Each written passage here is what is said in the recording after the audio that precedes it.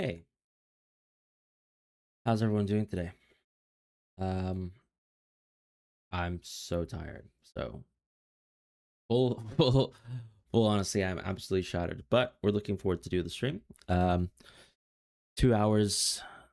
Actually, why did I say that this is an 11 a.m. deadline? I need to tweak that as well. But yeah, I mean, looking forward towards the this game week and just kind of seeing what we can really do going forwards with our team. Um, in game week 16, right? I think like a lot of the game is moving towards a lot of picks that hopefully if I can say that, like I've already moved into for this game week, and it's not a huge problem. But there's obviously a couple of punts this week that I've skipped, that a lot of people have, I guess, the access to if they want to be a little bit more aggressive, right? So what am I kind of talk about here? I guess in this context, we are thinking of the Brighton picks. When you just look at the market odds for this week, very good. Newcastle as well, right? Two games that I'm basically entirely skipping just simply because I don't think I really want to own too many Brighton picks going forwards. In the midfield, with the sort of money in the bank that I have, I just don't think I really need it. Like, I mean, Foden, Saka, Bruno, plus someone who I guess fills in the void of Mbemo is probably actually good enough to go forever.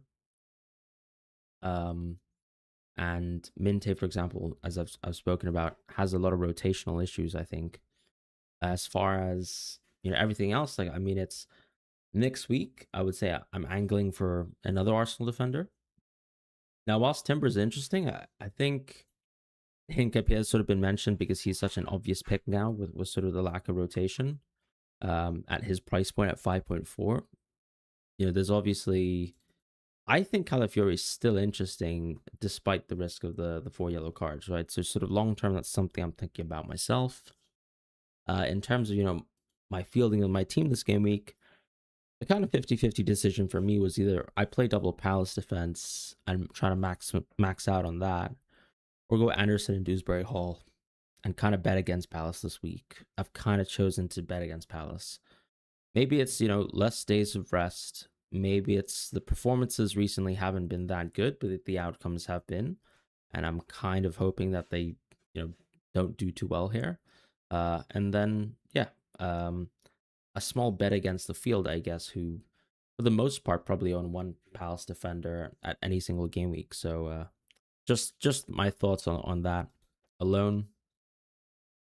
Um, yeah, I think that's kind of how I would explain, the decisions in terms of my team for this game week. Sorry, I've just increased my microphone volume as well. If anyone thought it was too low, but I'm happy to jump into chat questions and then we can kind of look at, what are the moves going forwards. Any tip for wildcard? Yeah, I mean, we can build wildcard. We can build free hit this week for sure. Thank you for those 95. Welcome back to FPL. Thank you. Should I go Hall or Tio on a free hit? I think I'd still go Malik Tio.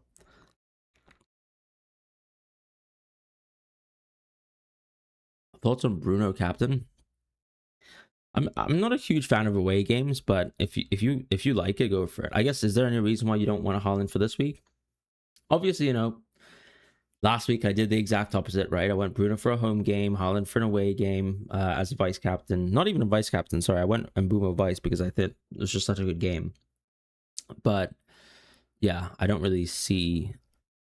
I don't know. I just feel like Sunderland home is actually a very good game, anyways. And I actually still hold Wolves as probably being a similar defense to West Ham, despite the points gap. So yeah, bit of a different decision for me this week. I'd wait for West Ham at home still for Holland personally. I know, speaking to some people who run their own team models, some people actually have Sunderland still very, very fairly low rated. So you could have a different approach to that for sure. Just gonna quickly post about my live stream as well on X and other platforms. In the meantime, though, nice to see around Anish. Oh, and thank you so much for the super chat as well. We got Raya Timber, VVD Richards, and Mbeumo Gakpo Bruno as a forward Holland. Thiago Welbeck. The bench is Dubravka, Shade, Chalobah, Goodmanson. Yeah, it makes sense, man. That's a great team. Honestly, that's a great team. Especially, with the ability to play Welbeck this week and hopefully get a good game from him. I hope that works out really well for you. There's not much I can really say, to be honest. Like, I with that team, I guess obviously one free transfer, you probably want to spend it, right? Maybe something you can do is actually just park. It's interesting. I was thinking maybe go out of Goodmanson, right? Go out of Goodmanson and just get a defender that you actually want. Like, maybe what you can do is Goodmanson out into...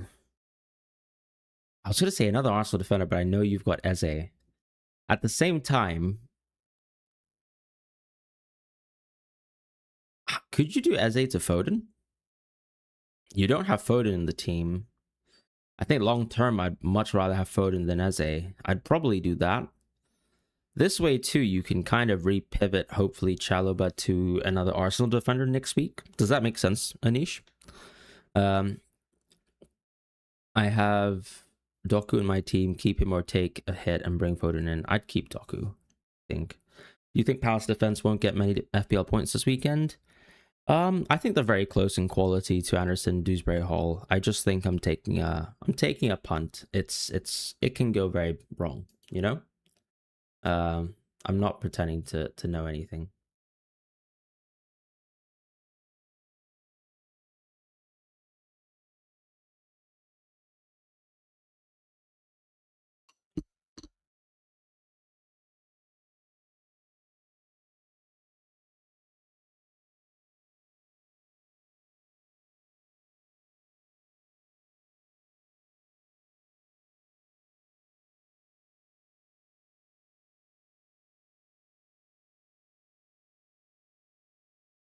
Which transfer should I make? Mbemo to Foden, Mateta to Thiago, or Virgil van Dijk to Munoz? Honestly, I actually think Mbemo to Foden is probably the best move. What's the blue juice? Does it look blue? Right. You guys kind of because of the green screen. It's just matcha. Some homemade matcha, thanks to my wife. Yeah. That's all I can say. Just a matcha latte. Although it looks, like a transparent drink here. Wonderful. That's not actually what matcha looks like for anyone who's actually interested. That's a green screen. Should I bench Virgil van Dijk, Timber, Munoz? I think I would bench... I think I'd bench Virgil, honestly. I just don't know if I know, like, if I told you to bench Munoz, you wouldn't have the heart to do it. And I don't even think that's a good move. Honestly, I think that Leeds performance was really, really good. Do you know what I mean? So, yeah. Not gonna pretend like I've got the keys there.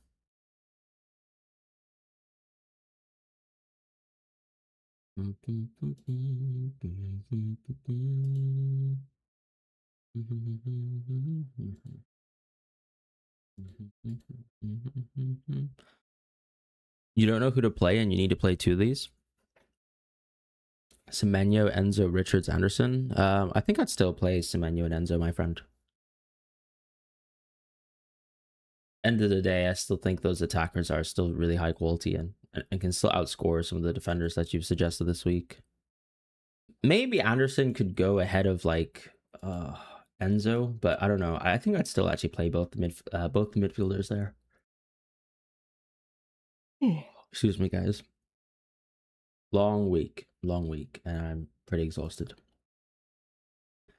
As it Foden done, nice, Anish.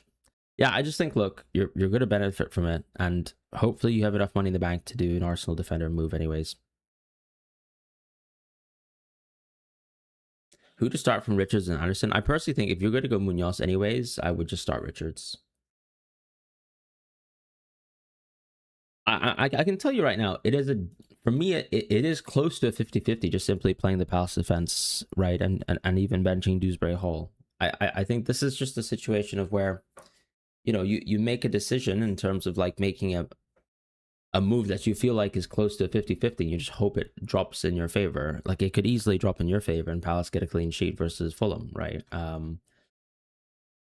Yeah, there's not much to say to that.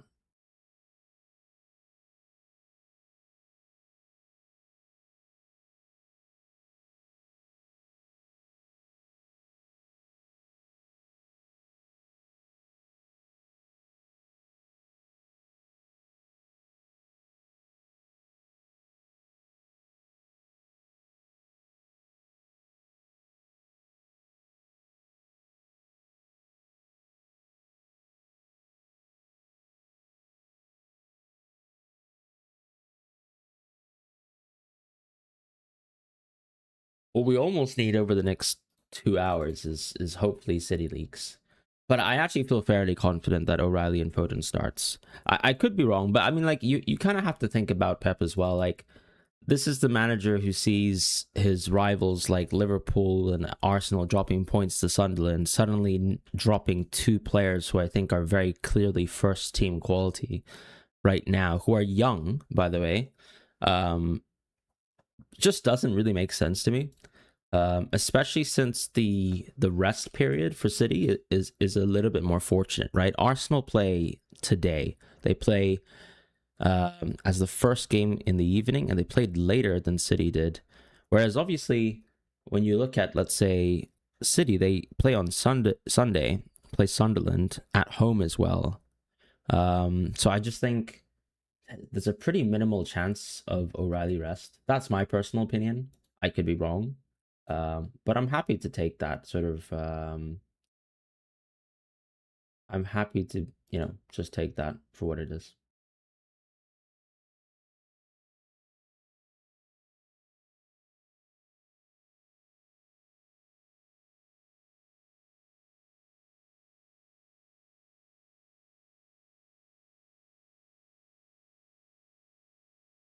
I'm curious to see what the city predictors did for Jump the Wave.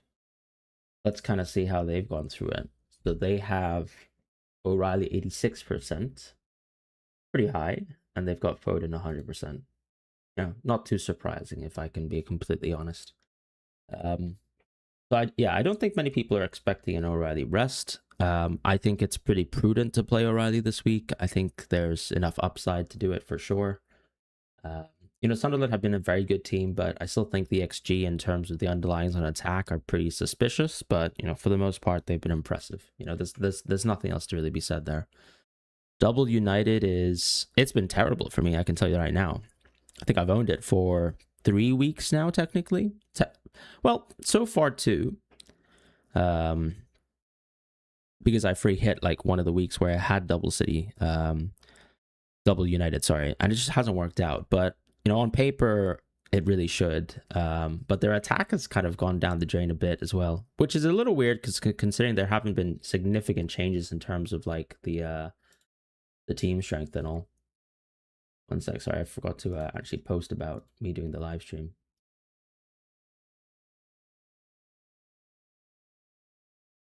Let's post about the live stream.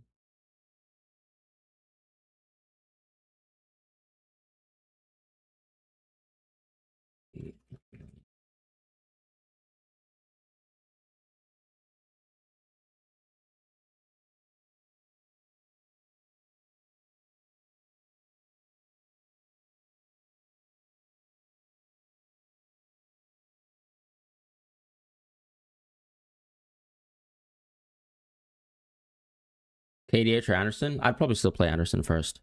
City CS gone. I think it's actually, I mean, obviously, look, most clean sheets at the end of the day are more likely to go than actually to be kept unless you're Arsenal FC. But yeah, I think this is a pretty good chance for a City clean sheet. So I'm not really willing to say this is, City's going or anything like that.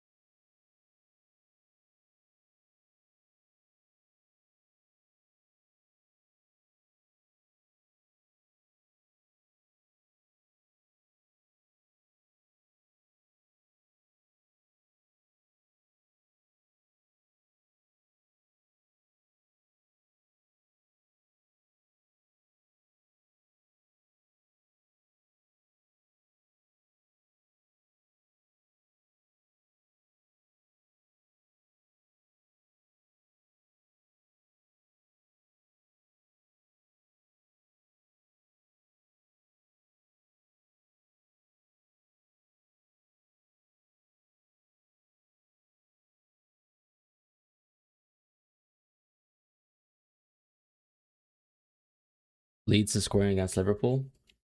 Honestly, I mean, you wouldn't be wrong. It's just I don't think many teams I don't think that many teams have great clean sheet odds on offer, right? Like for example, like Fulham and Crystal Palace, from what I understand, are like close to like 27, 29%. Virgil with Liverpool around 33%. And I know Leeds like looked absolutely sensational versus Chelsea, but you know that at the same time, I guess like the last two games of Liverpool, they've been playing this sort of style where I don't really know what they're trying to do. Like stop playing attacking football. It seems like is how I would explain it. But yeah, I mean, I'm kind of hoping that they kind of just do that. Dewsbury Hall or Minte, I'd play Minte easily. I'm also gonna have to put you in timeout. KDH or Kukurea to start. To me, I'd play KDH for sure.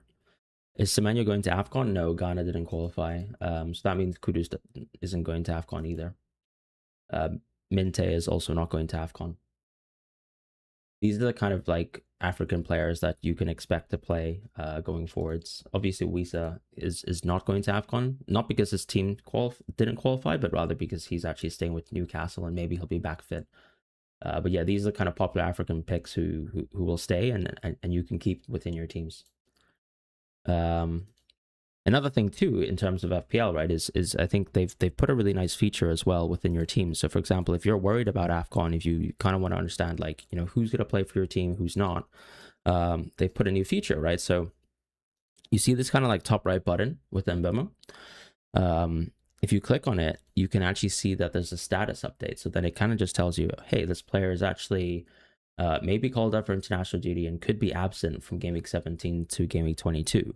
The reason being, obviously, if any team sort of goes all the distance, then of course, you know, they're going to be gone forever, in a sense. But if let's say a player is going to AFCON and they struggle and get knocked out in the group stage, they're going to come back probably around like game week 20 or like 19, somewhere around then, right? So just have a thought about that. It's quite simple, I think, and so, you know, you will see like which players you have in your team that have this issue, and I guess from a transfer perspective, they've also given you some status updates as well. So I think Munoz, for example, is more of a four yellow card thing. So for example, here it says this player has, you know, 4 yellow cards, which is great. I think it's really nice that they're actually adding this sort of information and detail in the game. Calafiori obviously has the same sort of issue if I show you Calafiori as well. But in terms of like players who are like transfers in, you know, it is, or I mean like people own, like it's Njai, it's Mbemo, like these are the picks that will go. Dango as well. And then yeah, lots of other players within the game on 4 yellow cards. But yeah, I think they've done well there. Let's quickly just do a wild card sort of 3-hit building piece right now. I'm going to be completely honest and say on the wild card, I don't think I'd go that hard on Newcastle. On the free hit, I absolutely would. So let's just go wild card first. I think wild card, you're probably going to drop a little bit more Palace on the wild card. So I think I'm going to drop Lacroix because I do trust Richard's minutes. I probably think I wouldn't go for Bruggen on the wild card. Sorry, Raya. I think I'd go for Bruggen. Maybe you can do Verbruggen Kelleher. So I think there's maybe a consideration of just going Kelleher as well, right? This is an interesting goalkeeper. Let's just say we go Kelleher. But it's not actually a great game. I'd probably go for Bruggen still. I'm shocked for Rogan is still 4.4. But anyways, he is, and you should take advantage of that. I'd probably go O'Reilly. I don't know if I'd go Virgil. I'd go Richards. I'd go Anderson. I think I honestly would consider something like this. I know it's a bit crazy, but I kind of like it. I think these two make sense. Could be pushed. I mean, we're not going to own him. Probably own Minte here. But then now, do you need Dewsbury Hall? I'd probably say no, but you need someone to rotate with Minte too, which kind of means, okay, maybe we need a forward. Not ideal though. But then the forward can't also be... Maybe the forward's actually Raul. I think this is an interesting wildcard structure. I don't know if I'm totally in love with having Dewsbury Hall in here though. I really just don't like Cunha either. Gosh, it is a bit annoying. Let me try and think. I'm going to consult my own cheat sheet. Why not? Like, I still love Dewsbury Hall, but I think I'd pick one of Dewsbury Hall and Minte. Maybe we just don't have Minte on the wild card, though, and that's maybe the better way to go around it. The midfield, I think maybe Sade's like, goodness gracious, Sade could be one of the picks. Let's say we go for this structure, right? The reason why I'm suggesting this structure is this week you can kind of bench someone like Sade. You still play 3-5-2. It's a very good team, right? You probably play double Arsenal defense plus O'Reilly, and I think that's very good. Or you play maybe, let's say, Anderson, O'Reilly, and one of the Arsenal defenders if you want to do something like that. I think you don't necessarily need Minte or Sade, right? What I'm saying here is if with my team value I can barely afford this team, I think Sade could easily still be Dewsbury Hall at the end of the day. Or, you know, Minte could still be Dewsbury Hall, and then you can keep Sade. Why Sade is interesting is when you look at the fixtures and consider AFCON, Sade's pretty good. The only problem with Sade now is that he himself is on 4 yellow cards. I guess Gakpo's the other pick as well. Like, I mean, Slot has kind of trolled his minutes a little bit. This is not the best Liverpool game, but, you know, I guess there's a world here where you just go Dewsbury Hall. This is also another team structure that I think I would generally quite like on the wild card, right? Something like this, you know, would make sense. And also, worst case scenario for a lot of the managers out there who are kind of looking at this and saying, I can't afford it. You know, once again, all you really need to do is just go Raul to Gu. Or maybe you don't go for Saka on the wild card, and actually instead of going for Saka, you just kind of package some more meatier picks, right? So let's say, you know, we would have gone Minte and we would have gone someone else. But yeah, I kind of like Saka as a Game Week 16 captain, so just a thought there. But Raul can easily be... I think you could even go maybe, let's say, a Leeds forward. Like, why does Calvert-Lewin have... Did he actually get injured within the previous match versus Chelsea? Because I didn't watch the last 10 minutes of that game, but if he got injured, fair enough. I guess there's Nemeka too. I'm not even sure. Ooh, okay. I need to actually look into the news around both of these players, I suppose.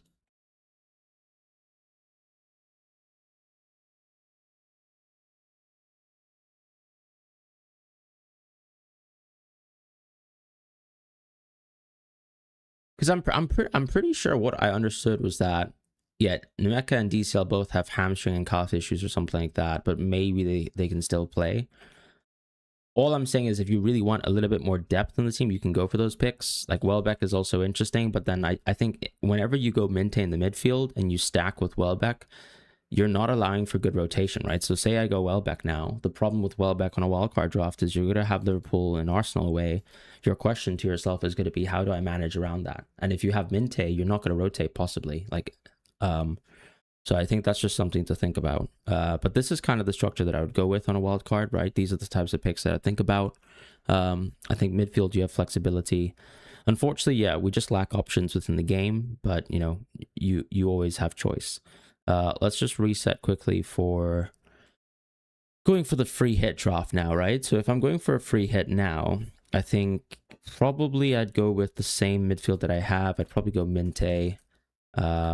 So what, 3-5-2, where I go Mbeumo, Saka, Minte, Foden, Bruno. I think this is a pretty strong midfield. I think I wouldn't go Thiago. I would go Welbeck in this case, right? Because you don't care about the stack. You're just free hitting here. Now, Waltemad's another option too. So let's just think about it, right? If I drop someone from this team, who's it going to be? I think it's going to be Saka. So let's just go Lefebvre. Or maybe let's go Dewsbury Hall. Much better auto sub this week. Drop the Crystal Palace defenders again. Drop Raya again. I think I go Verbruggen. I think as a goalkeeper. I wonder if Verbruggen makes the most sense. Probably he does. I think I'd go Tarkowski as a defender. I think I'd go Nico O'Reilly. I think I'd go... Man, I think I might go double Everton, right? So if I think about how I'm playing this, I think this is a 3-4-3 with Dewsbury Hall first bench. I think, yeah, I go O'Reilly, Tarkowski. Let me just refresh my... What am I doing? And then obviously a Newcastle defender, right? If anything, actually, sorry. I need to maybe go double Newcastle defense. So I don't think I go Verbruggen. Hmm. Yeah, because I don't really know if I like Gordon as a punt on the free hit. You know, maybe you could go Gordon over Mbemo. That could make sense from a free hit perspective. Mm, maybe it is a play, though, just to maximize on that. Yeah, maybe we just stack that way. So I drop Mbemo as well, go Gordon. And then in reality, obviously Anderson's a sub. Virgil, we don't even need. But I guess you're kind of playing something like this, right? So you have triple City first, triple Newcastle, triple. I mean, close to triple. Well, we have triple Brighton, right? That's simply what we have. I think this is probably what I would do. Tarkowski, Tio O'Reilly, Minte, Gordon, Foden. Obviously, I'm just showing you like what the picks are, right? So it's like I think I go Foden, Bruno, Gordon, Minte, Waldemar, Welbeck, Holland is probably how I'd go about it. If you were unsure about the Gordon minutes, I guess you can go Bruno G. Something like that could work too. I feel like this is probably the draft that I would go with. Yeah, cool.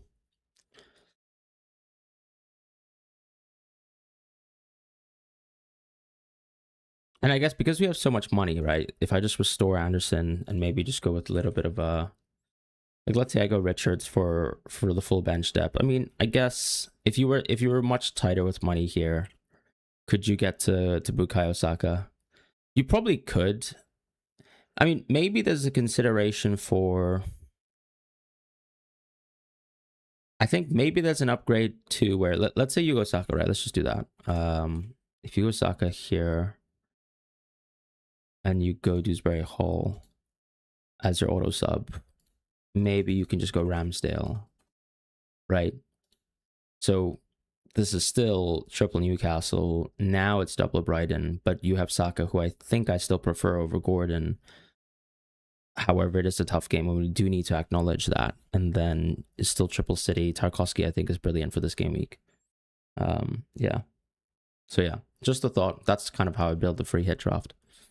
Um, cool. So that's those two segments are done in terms of the unique bits of this game week.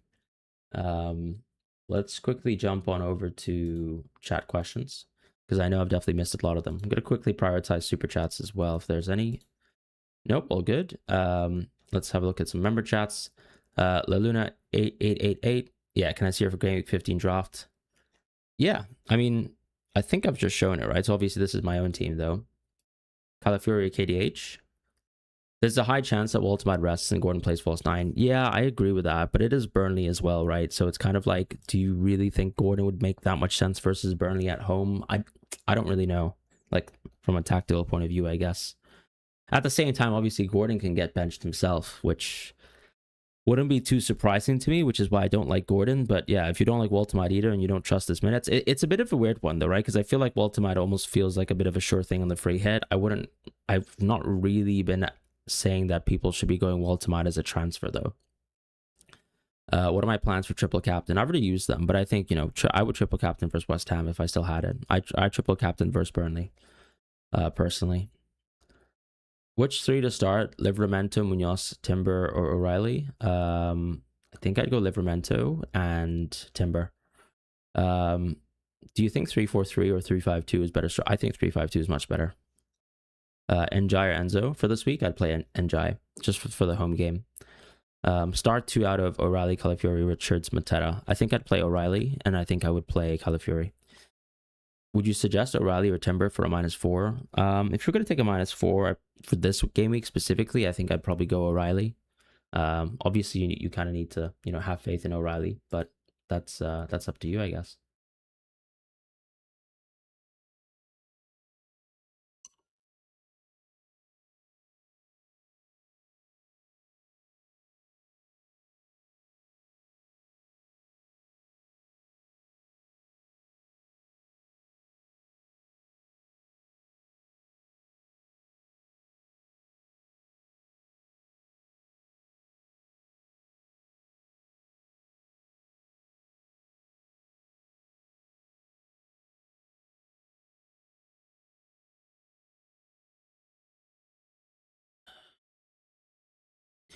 Who would you replace your team for Timber? I guess like Lacroix or Virgil with another free transfer, obviously. So like once I downgrade Mbemo, right, to a midfielder, then I've got the room to do that, like to make other moves. Cam, thank you so much for joining as a captain for the channel. Welcome to member. Appreciate you being around. Bench one, Kudus, Mateta, Rice. I'd bench Kudus, I think. Maybe I'd bench Mateta. Morning, Gran. Choose one to play. Senesi, Chalaba, VDV. I'd play Van de Ven. Do you recommend Barnes as a punt? Not really. I just can't really be sure about his minutes being great. Like I know he started so many games in a row now too. Like maybe it kind of makes sense if you think he's the best player in the team to rest him for the worst fixture that they have on this calendar run. I almost think it's possible that that could happen. Kudus has given 15 points in 2 games. Okay, but what does that really mean? Did he get 15 points in the 2 games before that to tell you that he'd get 15 points after? You know, like a 2 game sample doesn't really mean much. What is your rationale for captaining Holland over Foden? I mean, just to me, Holland always has the highest goal threat on the team, right? Even though he's not been bracing recently, that's just something that I think is consistently true. So in most cases, I think I'd captain Holland over Foden. As good as Foden is, really, if we can put it like that.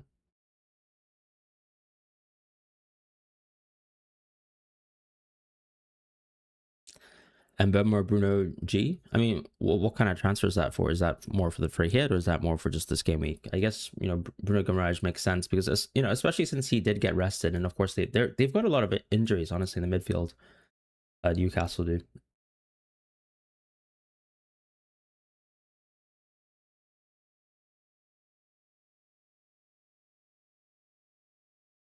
Nothing to do. One transfer left. Petrovic to Verbruggen. Yeah, I like Petrovic to Verbruggen for sure. I think that's the move. Is that Diego Gomez to Potts? Yeah, maybe you could do a Diego Gomez move. That could be a bit more sensible because I think Gomez, especially if Matoma is close to coming back, although I say that and apparently Matoma has been close to coming back for like literally 2 months now, and I don't know what's happening with that, but yeah.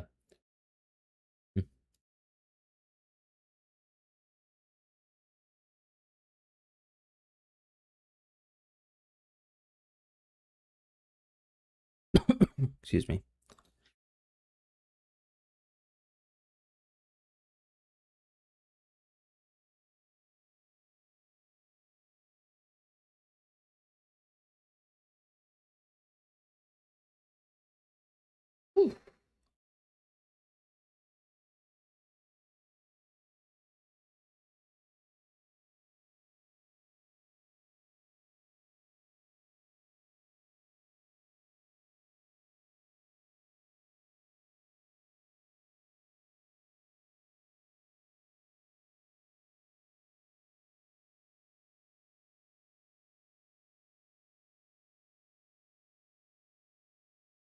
Do we have any leaks at all? I'm just gonna quickly have a look.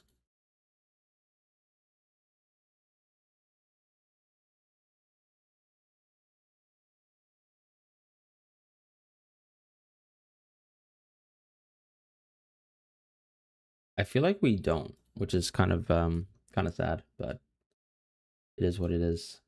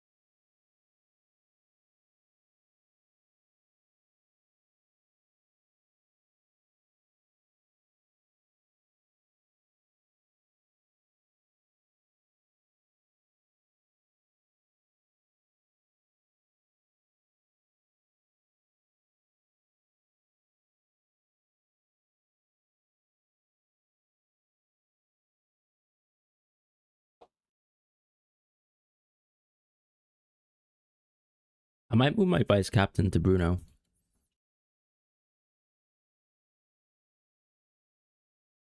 Just because I guess, like, you know, I do kind of like a vice captain, though, like in situations where, let's say, if Haaland doesn't play, like, who do I think takes the penalty? Probably Foden, although, of course, Marmoush will take. What are you missing out on Minte versus West? Why am I missing out on Minte versus West Ham? I don't really need him, and I'm missing it out on Minte versus West Ham because I don't really want him versus Liverpool or Arsenal away.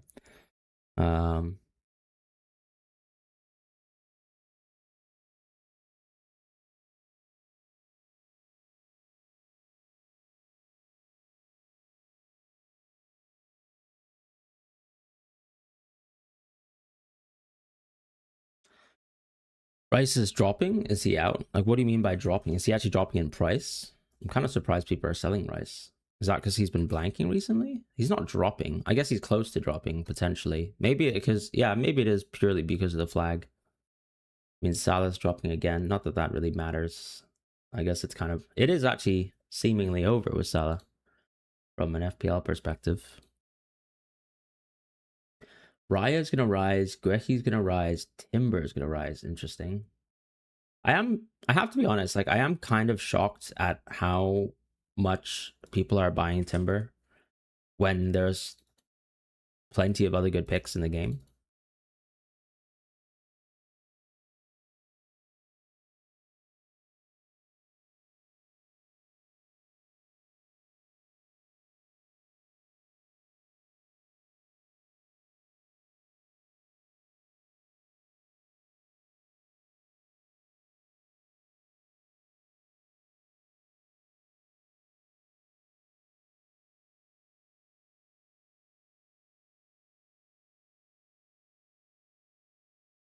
Um, who subbed off because of injury last game week? What do we talk about here specifically?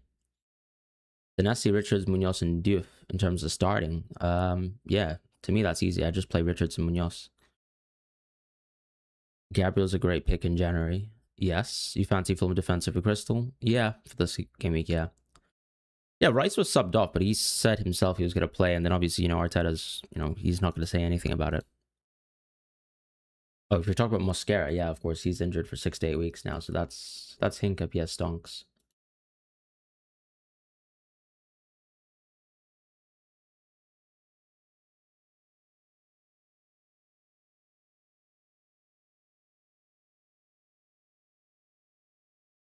Hey, Fran, Semenyo to Foden for a -4. Long term, I think it probably pays off.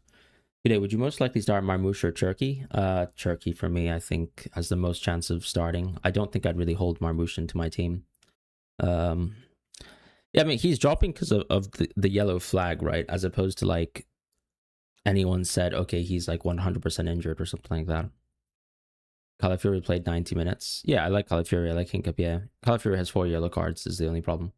Baltimore captain, I don't really like it. I just don't think Baltimore's going to play great minutes versus Burnley. The one thing I'd say is, like, Newcastle have a very important midweek fixture, so they're going to prioritize that too.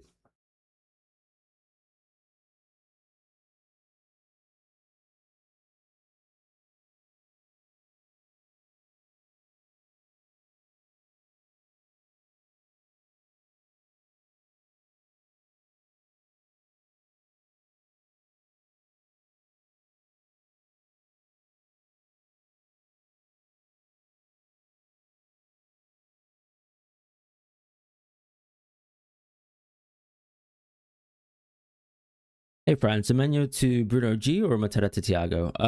I would go Mateta to Thiago, personally. I just feel like Mateta's minutes are pretty dicey. The fixtures from an attacking point of view are kind of poor. I think Mateta could even get benched this match. I could be wrong. I hope I'm wrong. But yeah, just a thought. Enzo, Sobo, Mateta, Thiago, Eze. I think I'd start Thiago and I'd start... kind of tough here. I'd probably start Enzo, I think. Just because Bournemouth weren't really impressive to me last match, and Enzo's minutes is still really good. I think he's underrated too as a pick. You asked a question on Discord? Yeah, absolutely. Let's have a look at that Discord.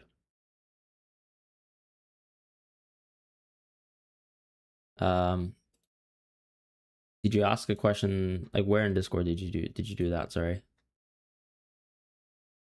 What's your username on Discord as well? You could let me know. But Darwin's question, I think 9:39 a.m.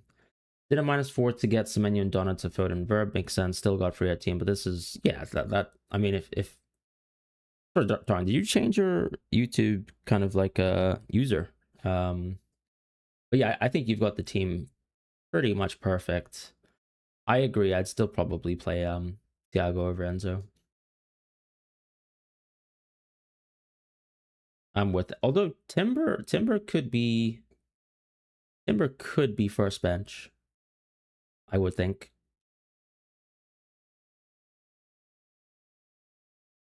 As Darwin. Yeah. No, it makes sense. Sorry, because obviously it's like I think the change in user, or at least it just looks different.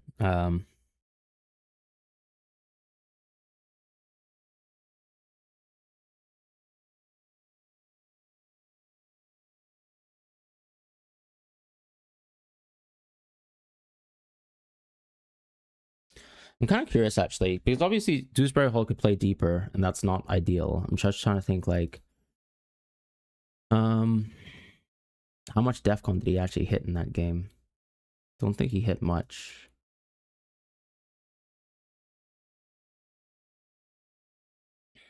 Yeah, he was poor that game. It was just only the 8.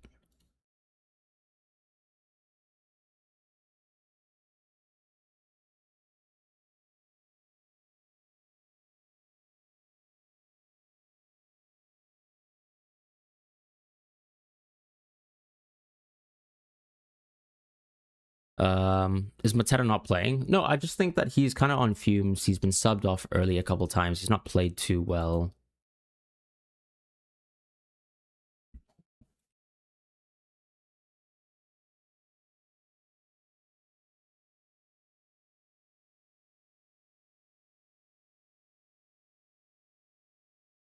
Do you think Lewis Skelly's gonna play this match versus Arsenal, or do you just kind of mean just generally on the fixture run, like within like over this like this run of games?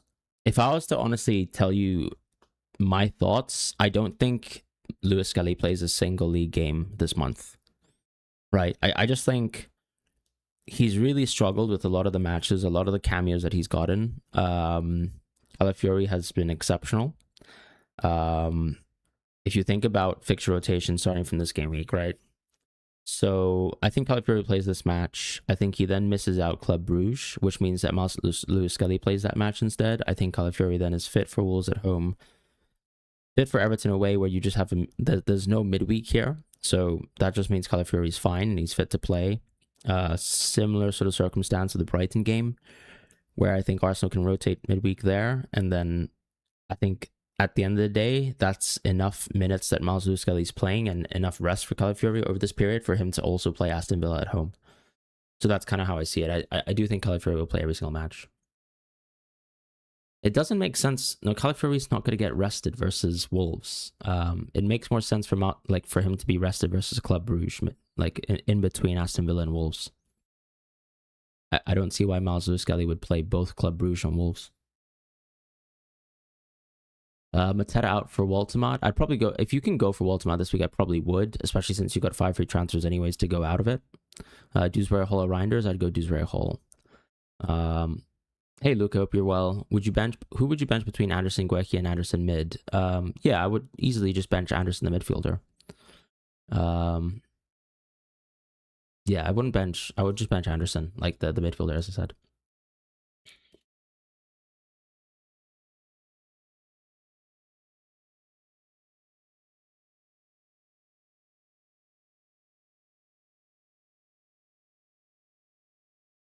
Start Anderson or Njai? Njai. How would you bench Van Dijk or Calafiori? I'd probably bench Van Dijk personally. Just because, yeah. You're doing terribly after a failed Haaland TC took you down to 780k. Is that because the Leeds game? Yeah, that's a tough one.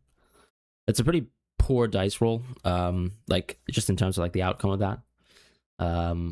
But I think one thing to mention is like in terms of like chip strategies, like you can't necessarily guarantee for the best outcomes, and like an FPL season extremely long, right? Like, so whilst you have had a terrible swing, a lot of other decisions that you make, maybe because of the chip strategy that you're opting for now, can have like a positive impact in terms of like the outcome in future game weeks. Like, to give an example for myself, I think one season I went for an extremely early. So the season I finished top 500, I went for an extremely early wild card, and everyone owned Foden, and I didn't own Foden because I wild carded. It was just a very specific period where I owned very like random players, and honestly, I didn't get any benefit from my wild card at all. I was struggling all the way till the end of the season. But then because I actually didn't wild card late, whereas a lot of people did, I then had a lot of differential picks that a lot of the wild carders didn't have. So instead of like Malo Gusto, I think people had like Robert Sanchez. And then instead of, let's say, like Ederson, which a lot of people had as well, I had Guardiola. And then on top of that, I think in the midfield, I just had a slightly different team setup where I went for Eze as well towards the end of the season. So for me, I was able to kind of benefit a lot within that season from, like, I think Gusto had a game where he literally was subbed early, got an assist, got 13 points out of it because he was max bonus. And then like Robert Sanchez loses his clean sheet last minute. I had Guardiola for a lot of goals, and a lot of people just had Ederson as a goalkeeper, and they lost clean sheets, right? So it's like there's swings and roundabouts in this game that you won't see down the line that all come from, or all stem from, like you making a decision on a certain week where it didn't work out super well. And that's kind of how the game is. You can't control a lot of things like that. You can only control what I think are on paper good decisions, and then the outcome is just the outcome. Minte or Gordon free hit, I'd go Minte for sure. I just feel like the minutes are just more guaranteed. Yala, nice to see you around. What do you think of Mateta versus Newcastle versus Thiago? I mean, I'd play Thiago because I just don't think Mateta's minutes are good enough.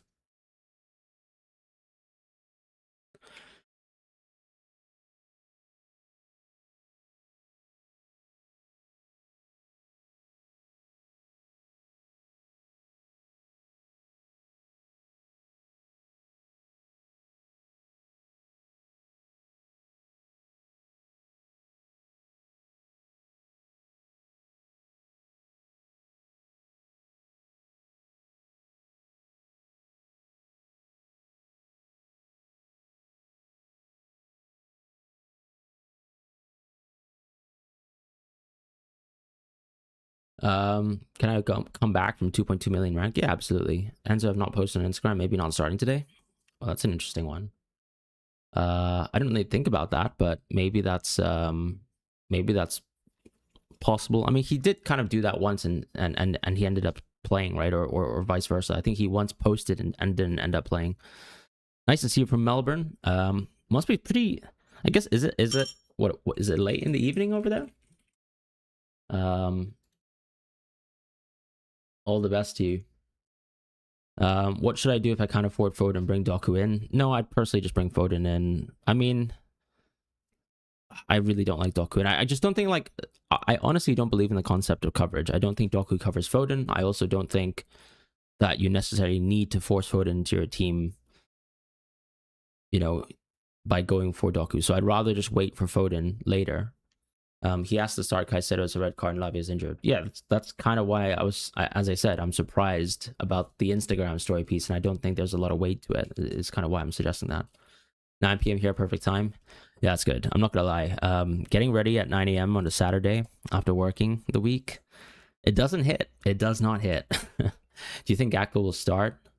I don't really understand the situation with Gakpo. Personally, I think he does start. I just think it's kind of ludicrous to sub him at 45 minutes when he's actually probably the only functional left winger that they have, especially since Isak can't play more than 70 minutes. Like, why Anderson over Palace? I'm just kind of betting against Palace this week, right? Just think Fulham can do okay.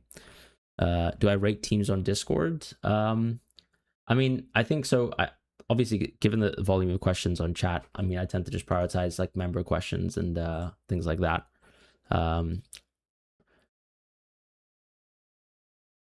Frederick Fitness, but obviously, like, if sometimes I can see your team, like I'll probably react to it. Frederick Fitness says Semenyo / Calafiori Anderson. What playing order would you do? For me, that would be Semenyo, then Calafiori, then Anderson. Semenyo or João Pedro. For me, that's Semenyo for sure. Who would you do to Foden? Enzo, Semenyo, or Gakpo? I think I would go Enzo out. Why Brentford keeps getting penalty? Because Dango keeps earning them.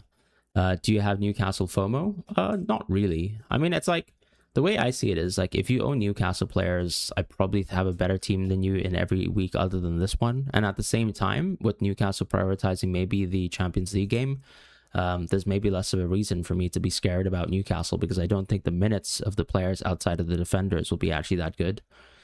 Best Newcastle defender for me is Malik Teo still. Start Tucson, SC Richards, Munoz, Diouf. I mean, I've heard answer this question. It's literally just for me, just stacking Munoz and Richards together. Pope to Verbruggen or Semenyo to Foden, or both for -4. I would probably just do it -4. Get in on Cunha. I mean, what is to get in on, Thomas? I don't even know if he starts.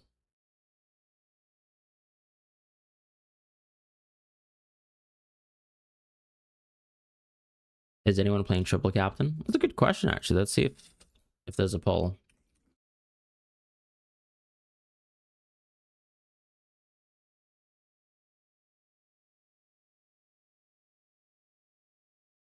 I'm curious to see like how people are attacking triple captain. So yeah, let's just see how people are kind of voting.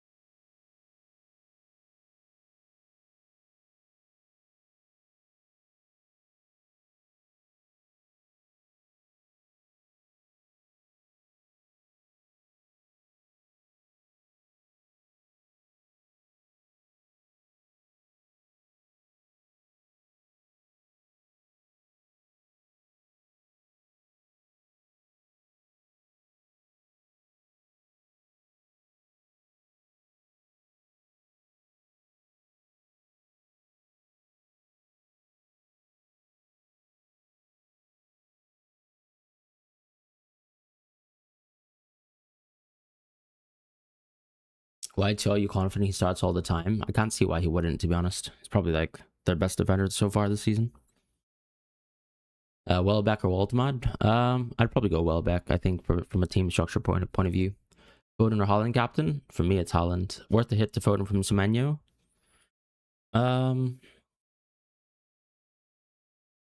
I guess the thing with Foden is also like there's a huge price rise piece to this, right? So not only is Foden, I guess, a good pick in general, it's just the idea that everyone's going to consistently spend free transfers towards Foden. Delaying the Foden move until West Ham at home probably means you're going to buy Foden at, let's say, like 0.3 more expensive. And I think you need to consider that as well as part of your transfer decision making. So I think that's something I would consider. Happy Christmas from Dublin, Ireland. I have enough of Mateta and you're in with Walter. Yeah, I had enough of him as well, so I moved him out to Tiago. Happy Christmas to yourself, my friend. Hey, Fran, start Anderson, Fulham, or Enzo? I think I'd go Anderson from Fulham. Bench 2 of Calafiori, Anderson, Richards, Teo, Mateta. I mean, I wouldn't bench Teo, wouldn't bench Anderson. I think I would therefore bench Richards and Mateta. Anderson over Lacroix. Why? I mean, Fulham are at home. I think clean sheet odds are very similar, so I'll just take it.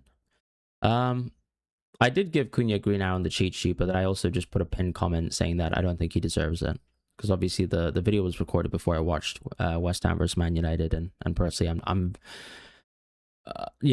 not very fond of the way that Cunha played within that game in particular, and I just think he's not really someone I would back at this moment in time.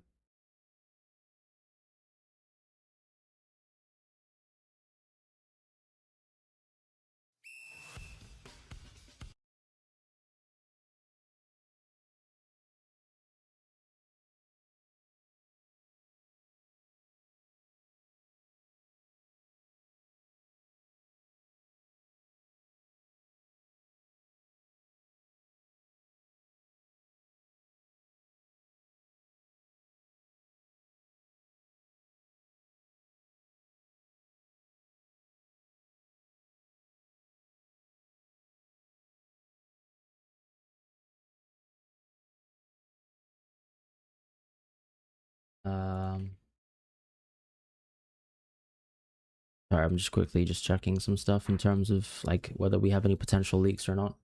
I don't even see like great predicted lineups either, but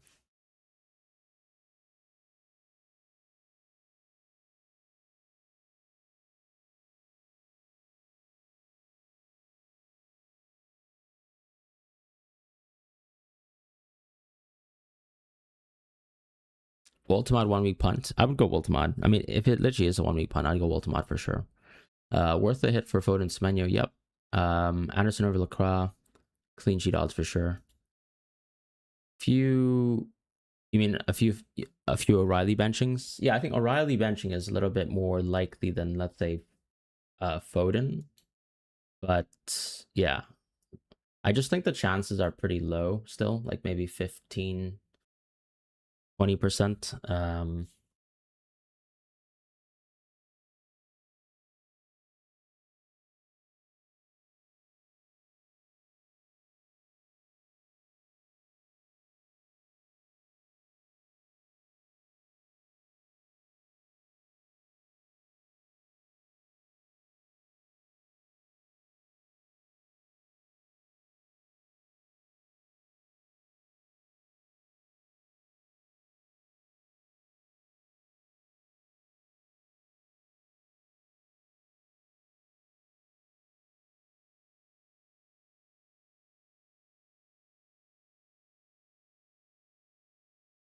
NTG, thank you so much for joining as a member of the channel. Welcome to Captain. Nice to see you around. If you got free hit left, but a really good team rating for today, 97% rating, would you consider using the free hit? We looked at your team. No, your team does not need a free hit, personally. Yeah,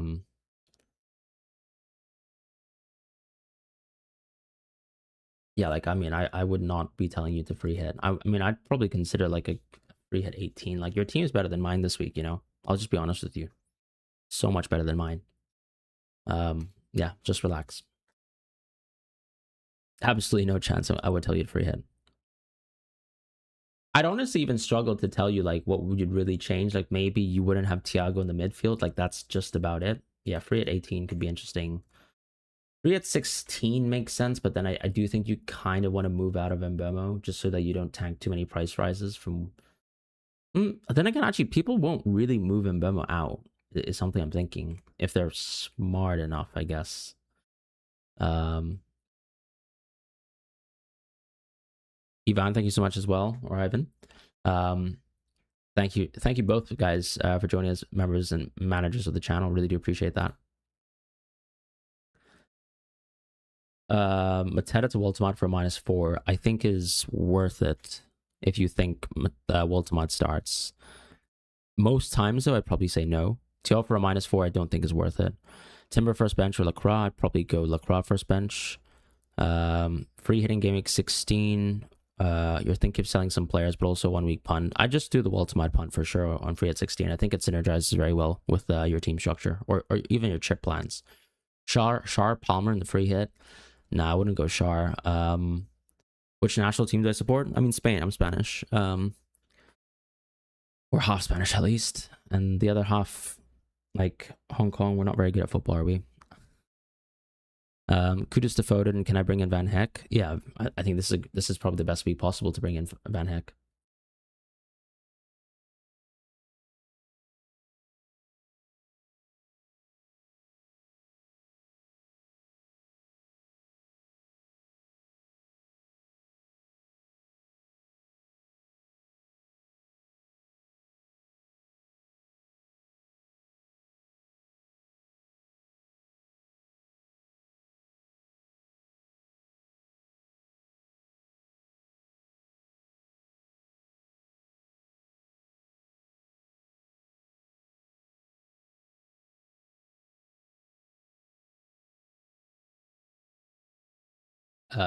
Discord named AMS. Are you in the private chat, by the way? If you joined as a member of the channel, you can actually just immediately connect as a member. But yeah, I'm happy to just give you the old captain rank as well. Let's have a look at your team. So, do you have free transfers left? I mean, that team's incredible. That's a good team. I'd probably play Guehi over Richards, by the way. Just a small recommendation. Or is there any reason why you're playing Richards over Guehi? I'd even consider actually doubling Palace. Like if you're gonna back one Palace defender, why not double down and just back two? Like if you think about how FPL works as a game, right, and you own double Palace defense, more often than not, it makes sense to just double down. Hey, doctor, how are you doing? By the way, if you go back a little bit in today's live stream, Doctor, I did a free hit draft because I think you're asking for a free hit video, right? So I kind of walked through like what would be my free hit draft a little bit earlier if you want to skip to that section, because I think that can help you out if you're free hitting. Why not Lewis Hall? I just think DEFCON probably just out edges Lewis Hall. Having said, I mean, Lewis Hall is obviously incredible, but it's also like I just think it's a bit weird in the sense that he's got injury related issues as well, and then I think DEFCON kind of smooths out some of the bad fixtures and makes players a little bit less less rotatable. Like the fullback is less rotatable, unless obviously like you're, I don't know, absolutely like world class on attack. And to be fair, Hall is, I think, a very, very good fullback. But just in terms of like the baselines for like, let's say, underlying stats, he's not there yet, right? So bench KDH and play Guehi. I think that's a consideration, but I definitely play Guehi over Richards. If you don't like the idea of like being too I guess over invested in Palace defense this week, that's fine. But like, I mean, for example, for myself, right? Most weeks where I can play double Palace defense, I do tend to play it, right? Because like if I can show you my own team. So like last week when I had the chance to play double Palace defense, I would have played it. Game week 12 as well. When I had double Palace defense, I would play it. Just because if you're gonna back one team and one defense, I think most of the times you should just play two. Like most situations I will do that. And obviously it can hurt, right? Like I've you can get the benchings wrong, but and this can happen with me this week, even with my own Palace defense. But yeah, I would act like the reason why I'm actually like benching double Palace defense is simply because I think maybe Anderson and Dewsbury Hall are just marginally better. But then at the same time, if I didn't have Anderson, I probably would actually just do what I just told you, which is, I'd play double Palace defense. To me, that's a 50-50. Like that's kind of how I would approach the risk within that scenario. Ivan, would you play Guehi over Mateta? And would you do Foden from Mbemo for -4? I probably would do the -4 just because I think it'll protect yourself in terms of transfer value and things like that going forwards. I would also play Guehi over Mateta because I really can't say Mateta's minutes could be perfect this week. I don't think it's crazy to even suggest that Mateta could be benched. A free hit draft. Yeah, if you go a little bit further back on the live stream, I've already done a free hit draft and I kind of iterated on how I feel about, how you should go about the free hit. Generally speaking, of course, the approach is like triple Newcastle, triple City, and then everything else can be, whatever you like. Like I think it's 2 or 3 Brighton as well, on top of that. So that's already like 8 to 9 players from the team, and then the rest of it I think was Tarkowski. So that's 9 to 10. Maybe let's say considerations to Asaka or a Bruno Guimaraes in the midfield, and that can change the draft. Buy Foden for Saka / Bruno or buy Thiago for Mateta. I'd just go Thiago for Mateta. I don't think this is really the week where you sell Saka or Bruno, mostly because I think holding Saka for game week 16 is really good. Who should I play, Munoz or Anderson? I would probably play Munoz in your situation, but I don't have Munoz and I've got Anderson, so yeah, because I think that the nice thing with Munoz obviously is like he has that added extension of being able to get attacking returns, so it does make quite a big difference in terms of like just thinking about moves. Cathal, thoughts on your team? I think it's a really good team. I would play O'Reilly over Thiago personally, but that's pretty much it. Equally, I would probably play Thiago over some of the defenders, maybe like let's say Timber, but then again, you have double Arsenal defense, so I think I'd back it. I'd probably just play O'Reilly over Thiago, but if you're not sure about O'Reilly's minutes, fair enough.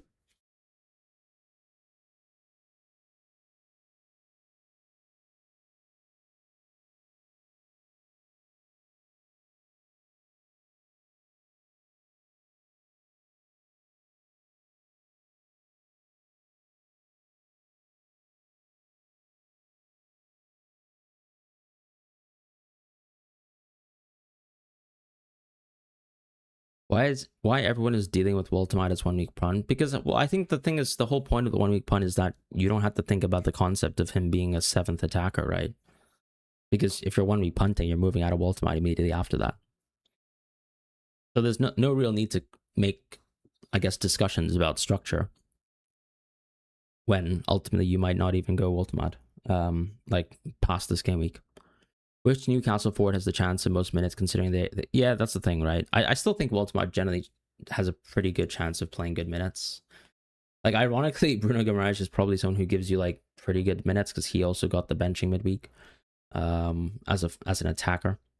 Bruno G instead of Jeremy Pino for -4. I don't think that's worth the -4. Have to start once, and I see Richards Lacroix. I'd probably just play Lacroix. I think Lacroix is marginally better than Richards at bonus points, and also obviously set piece threat. Hey Fran, I can't decide between Njai and Thiago. I would probably back Njai for his last home game, before you transfer him out for AFCON. If I had Njai in my team, I probably would do that. But, that would probably mean I'm benching Dewsbury Hall, right? Am I doing free at 16 video? Yeah, definitely will be. You don't have to worry about that.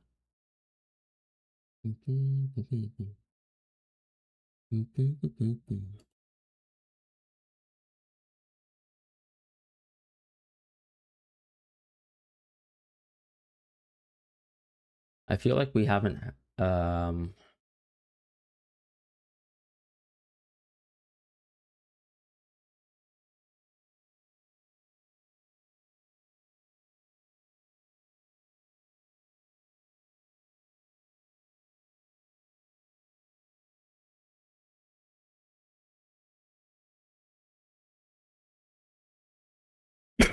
excuse me.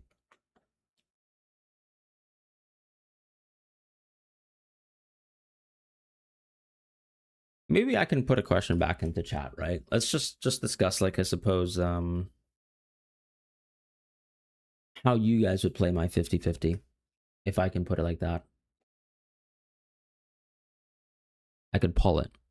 So I'm not sure O'Reilly starts. I think I'm pretty fairly confident that the risk is worth taking with O'Reilly, but let's just manage that in a minute. I think I'll play Anderson most cases now, so I guess, well, I mean, let's just have options.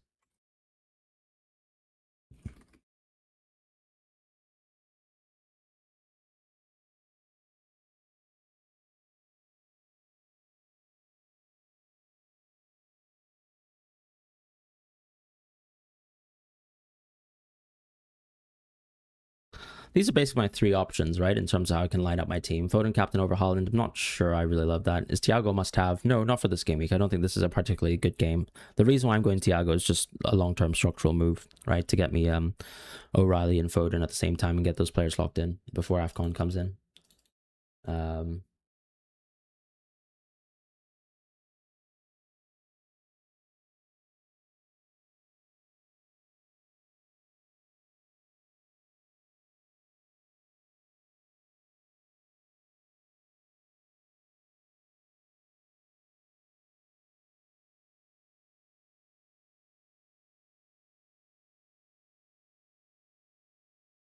Anderson or Thiago? I'd probably play Anderson. FPL players fall somewhere on the spectrum between trying to maximize rank and maximize win likelihood at your end. Might be fun to model the optimal E points versus variance trade-off as a function of your goal.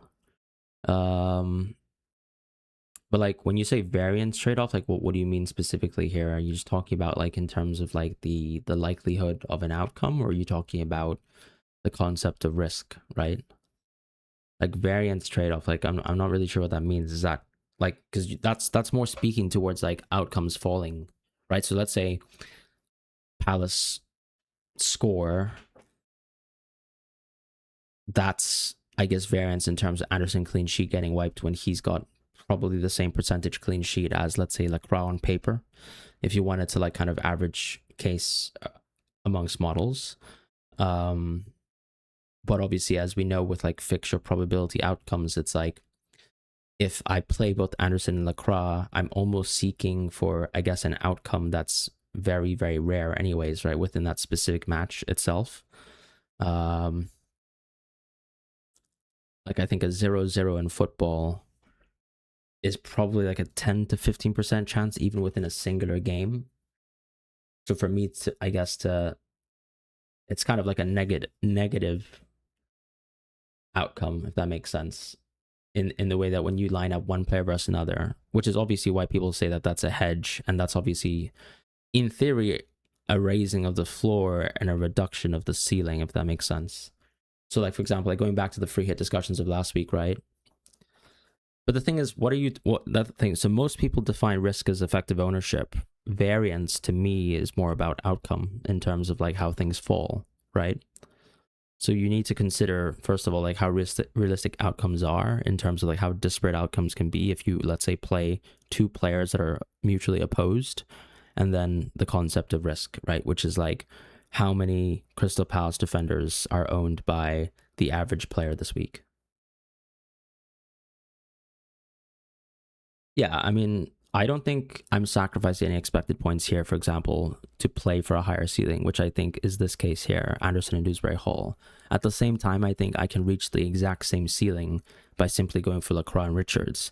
And that's the interesting thing, right? The next discussion or understanding that topic is about effective ownership, right? So if I only go one Crystal Palace defender, I effectively am just holding hands with the rest of the field, which means that I'm not really doing anything.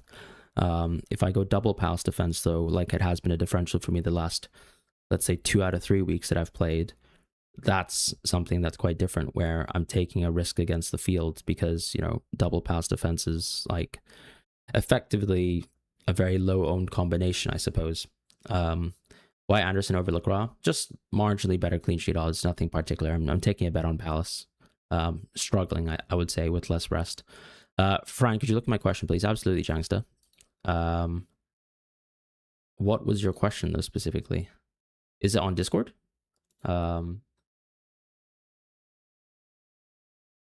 Is it on Discord? No, I don't think so.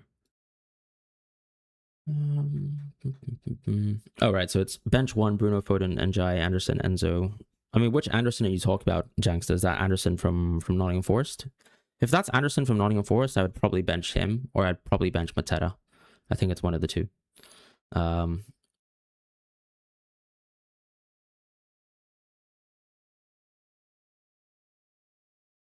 Most people, from an analytics point of view, tend to understand risk as being effective ownership, right? Like taking a risk against, I guess, the average expected ownership that you're playing against, So let's say I think like a lot of elite managers have 88% of Crystal Palace. Like that's kind of the risk that I'm playing against, right? Or let's say captaincy wise, same thing there.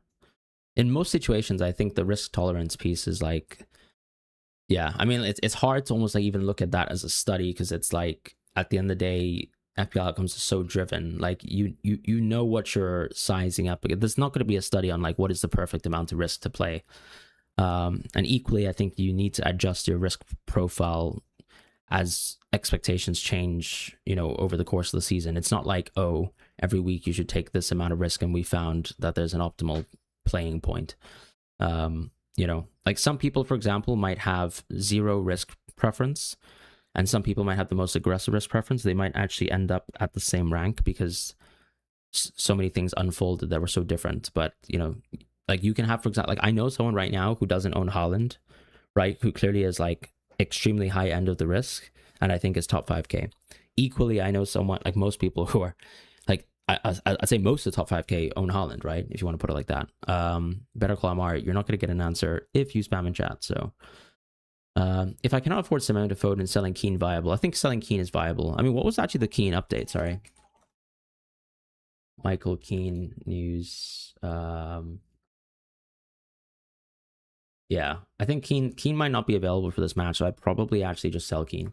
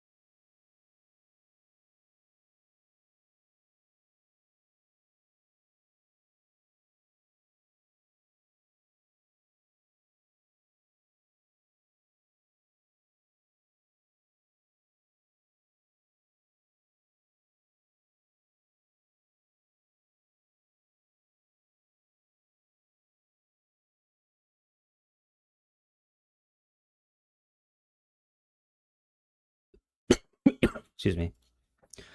Yeah, I'm trying to see if there's any leaks, but I don't think we actually have any.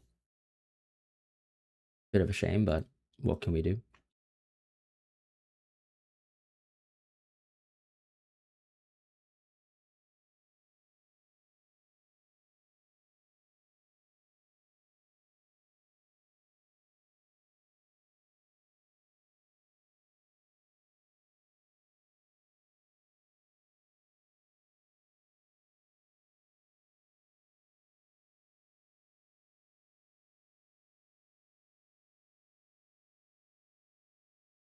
PC Holland now versus West Ham. I think I'd definitely go West Ham. I'd probably even bench boost now.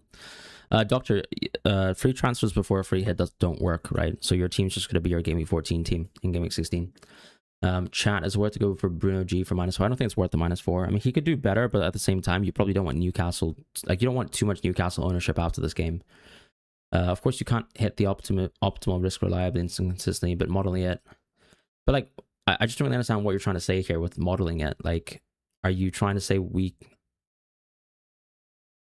like there's no modeling? I mean, you already know the outcome, right? You're basically every week you're just subjecting yourself to a certain ceiling or like floor by taking riskier decisions.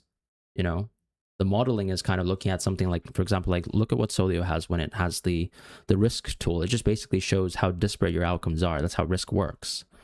It's not like there's some sort of optimal in terms of model. It's more like, what are you willing to subject yourself to having a season that's somewhere like, I guess, between the range of, let's say, like a top 500 to 250,000 because of like the amount of risk you take, versus something that's a little bit more like, I am going to dial down my risk but make good moves, and therefore I guess accept a finish that's like more close to like a median of like and a much smaller kind of range pocket of like, let's say 50,000 to like, I don't know, 100,000, right? Does that sort of make sense? That's kind of what risk does.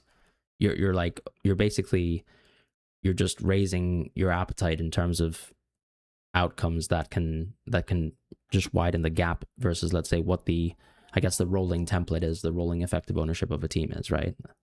So I think it's more like, like for in myself, like something I've considered, for example, with the poor season I had, like let's say last season, because I dialed up my risk appetite as my rank was getting worse. That's kind of what I'm talking about here, where it's like I'm more willing to sort of, I guess, sacrifice, I guess, more effective ownership so that I can do better with rank. Where you fall in the maximizing points versus maximum. I mean, it's.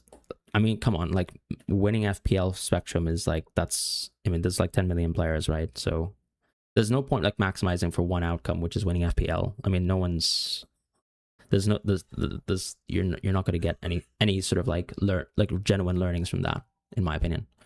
But yeah, I think you do actually have to take a lot of risks to win FPL personally. At the same time, yeah, I think a lot of the range outcomes outside of winning FPL, like you can kind of model for, as I said, with the ranges. Because winning FPL to me is, I mean, it's like you really can't model for winning FPL. You can model for ranges of ranks, and I think that's about it, because that's genuine sample size and stuff like that.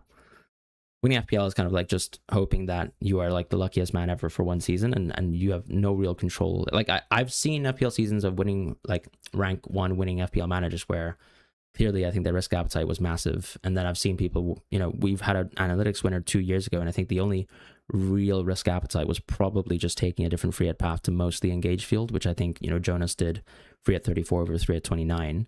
But I don't think that's that much risk, right? So I think it's like, I could look at past FPL winners, but it's not really going to tell you anything about how to win FPL from a risk perspective. But as I said, like once you subject yourself to risk, you kind of know like what are the range of outcomes just week to week. And I think, yeah, it's kind of hard to say that you should like to get an outcome in FPL, you need to play within a certain range of risk. But I think that is a good discussion. I think it's just more about, there is a mental aspect to it, which is like, are you okay with playing riskier? I think playing riskier does generally lean towards, if I want to give myself the best chance of winning, I think that realistically is the best way to play. But you also, as I said, open yourself up to, I'm also opening myself up to getting worse average ranks, and people don't like that, right? You know. Should I sell Salah this week, Salah? I think I would, man. Honestly, I would. I would sell Salah. I own Salah in other fantasy games and I've sold him already. I can tell you that right now. Salah. So yeah, it's been rough with him. I just think he's also just honestly at the end of the day just not playing that well. I'm Ronaldo. Thanks so much for your super chat as well. One free transfer Mateta to Thiago, Enzo to you already have Saka Foden. I'd keep Enzo. I'd go Mateta to Thiago personally. Thiago for me just locks in a really, really good move long term. And I think, you know, this is not an amazing Thiago fixture, but the idea, anyways, is that you're getting someone who's going to be very good for a long time and you save yourself some money. Protagonist. What about the starting XI? You've got 0 free transfer. Would you take a hit for Waltermad? Is that for João Pedro? I mean, I'd probably consider it, but to be honest, I don't really like that. And honestly, I don't like Chalobah versus Bournemouth either. But if you're going to back Chelsea, I guess, you know, go for it.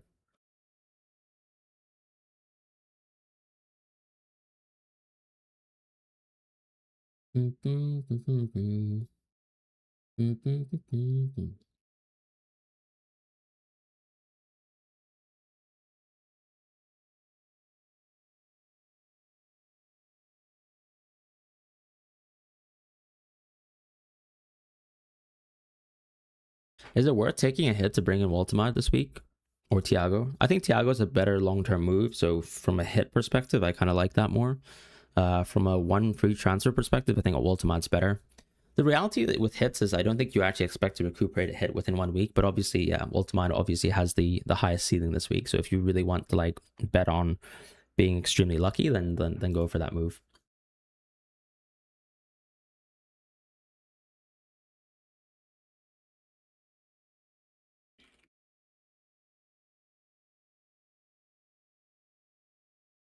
Start Watkins versus Dewsbury Hall. Probably Dewsbury Hall. If you have midfield like Foden, Saka, Bruno Minte, who's the fifth midfielder, and missing to make me shift to 3-5-2, I don't know. I mean, kind of tricky. I feel like the midfielders that we have available to us the next few weeks, if we exclude kind of like this week, I still think Semenyo's up there. I don't trust Cunha. I think Sade's good, but you've got 4 yellow card, but like problems with Sade. At the same time, I guess like I wouldn't say Dewsbury Hall is super playable. The next 2 games for Everton are pretty bad. Nottingham Forest at home, Chelsea away are just bad games. Sorry, not Nottingham Forest at home, but sorry, Chelsea away and Arsenal at home are bad games. Yeah, we just simply lack midfielders. But maybe if you're willing to believe like Sade is going to do well, like Brentford play Leeds at home, Wolves away, Bournemouth at home, Tottenham at home, like these are good fixtures, right? So that can hold you up until game week 20. A lot of players could come back from AFCON then, and maybe like Sade is probably the best, like I think consistent move. I think people who have held on to Enzo, I think that's actually a really good move. Like holding on to Enzo has worked out well, and I think he's a pretty good pick as well.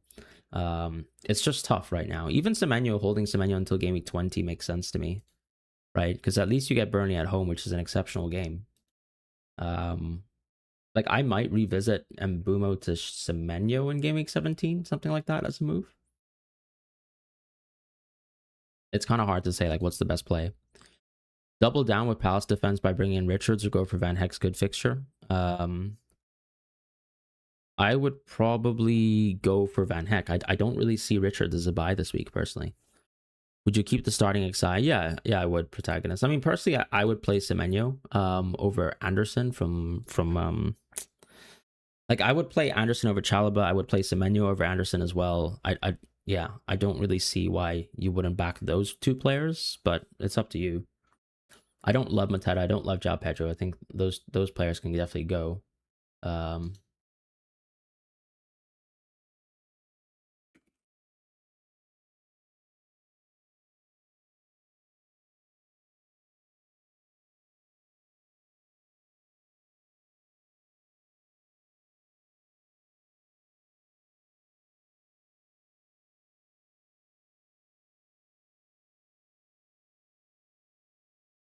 What 2 should I start? Timber, Thiago, O'Reilly? Probably just Timber, O'Reilly. If you're gonna already have Raya in your team and just you're gonna back double Arsenal defense, I think I'd probably just back the double.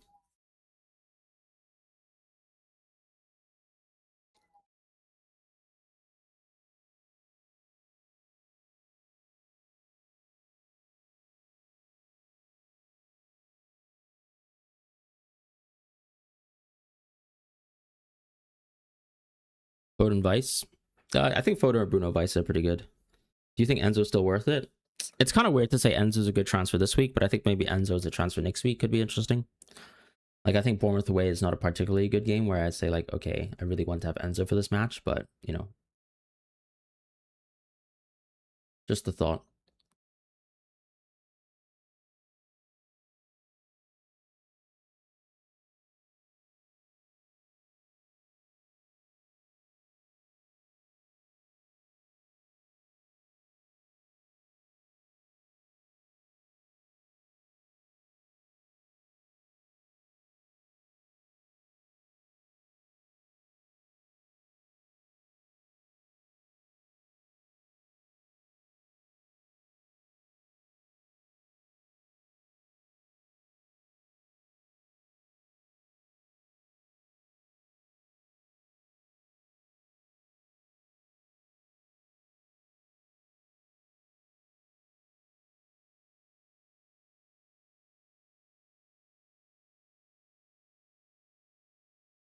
Would you sell Keane or Senesi for one free transfer so I have a good backline? I'd sell Keane, to be honest, because it seems like he's not going to play, right? And if you're going to sell Keane this week, I guess if you don't have Anderson, I'd go Anderson. If you don't have, if you already do have Anderson at a 4.5 sort of price point, I'd probably go Van Heck, honestly, as a defender this week.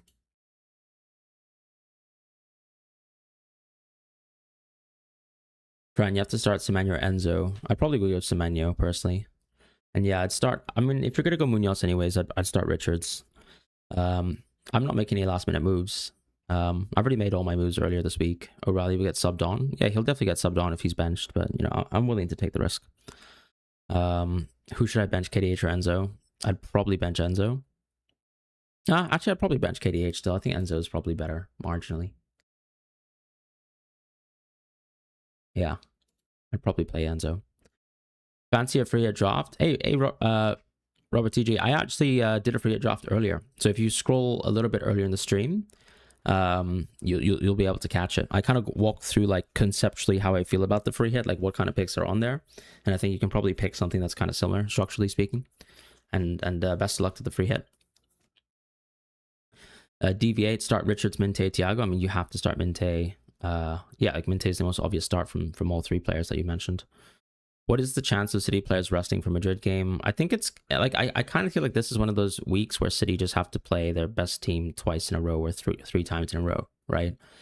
They're chasing on both fronts in a sense. I think they still have a decent position in the Champions League, but like Sunderland is not some sort of easy game where they're just going to roll over. And I think they've struggled with rotation anyways recently, so like younger players like Foden, O'Reilly, I would imagine would get good minutes. I do think O'Reilly can get subbed, obviously. Would you start Riley or Van Heck in free hit? I would start O'Reilly personally. But if you're not confident in O'Reilly, then maybe go Van Heck. Would you start Enzo over Elliot Anderson? Yeah, I would start Enzo over Elliot Anderson. I would start Semenyo over Enzo, I think. Who is the best for the next 2 weeks before wildcard in 17? Bruno G, Doku, or Minte? I'd probably say Minte.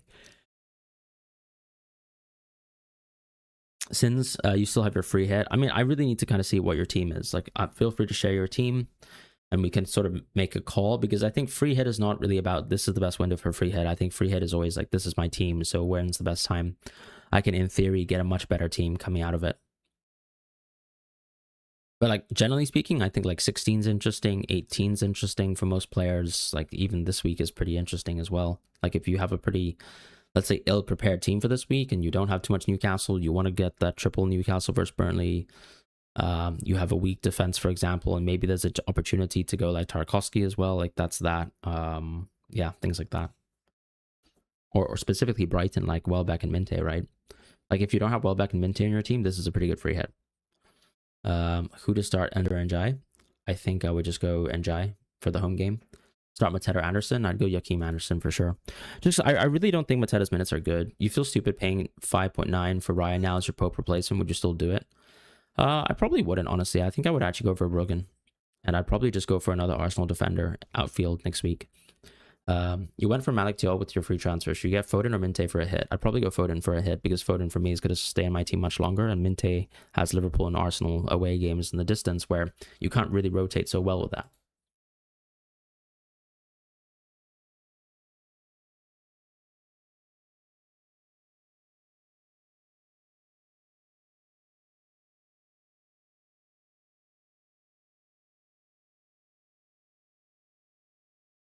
Why Anderson over Crystal Palace player? Marginally better clean sheet odds for Anderson, so I'll just take that chance. And Anderson's a really good def corner too, right? At the end of the day, you know.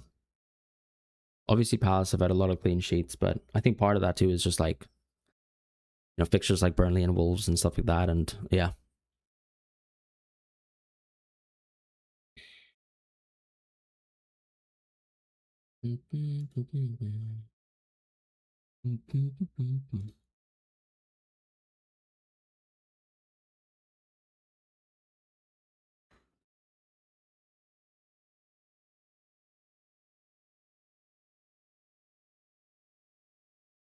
Thoughts on sorry, actually De Kuiper on the free hit is an exceptional punt. I actually forgot about that. De Kuiper on the free hit for Doctor and for Robert TG as well, like exceptional punt. Yeah, maybe what I would do is go Ramsdale, right? And then just go De Kuiper. Yeah. That would probably be how I triple up on Brighton. De Kuiper, Minte, Welbeck for sure. Yeah, that's very, very good. Good shout. Salah says Team Lamens, O'Reilly, Livramento, Timber, Foden, Rice, Minte, Ahmad, Welbeck, Waltemad, Subs, Anderson, Richards, Rodon. Subs are okay, my friend. Yeah, especially if you're Livramento, O'Reilly. I think it's worth punting the starts. Timber as well. I think it makes sense. If that's not Elliot Anderson in the midfield, is it? 1, 2. Yeah, that's fine. That's Elliot Anderson midfield on the bench. That's fine. Because I was gonna say, if you had Anderson Fulham, maybe you play him over Timber just barely, but I think that's fine. Whom to bench between Lacroix and Richards? Probably Richards. I think Lacroix just has better goal threat anyways. Anderson or Njai or Mateta bench one? I'd probably bench Anderson if it's Elliot Anderson. Why am I benching both Palace defenders?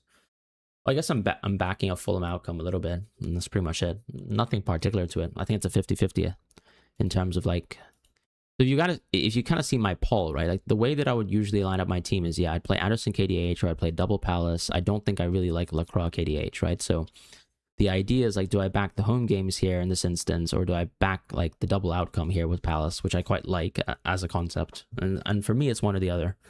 So I'm going with the 2 home players this time around, and we'll see how that goes. Bench boost. I mean, I don't have bench boost, so yeah, it's unfortunate, but start 2, Calafiori, Munoz, Anderson. You got Raya. Probably Calafiori, Munoz.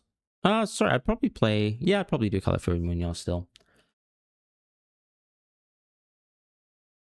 Would you bench Reinders or Mateta? I'd probably bench Mateta, to be honest, because I think Reinders is kind of in form, and I feel like Mateta's minutes are just too dicey. Start Rice over Mateta. I think that's fine.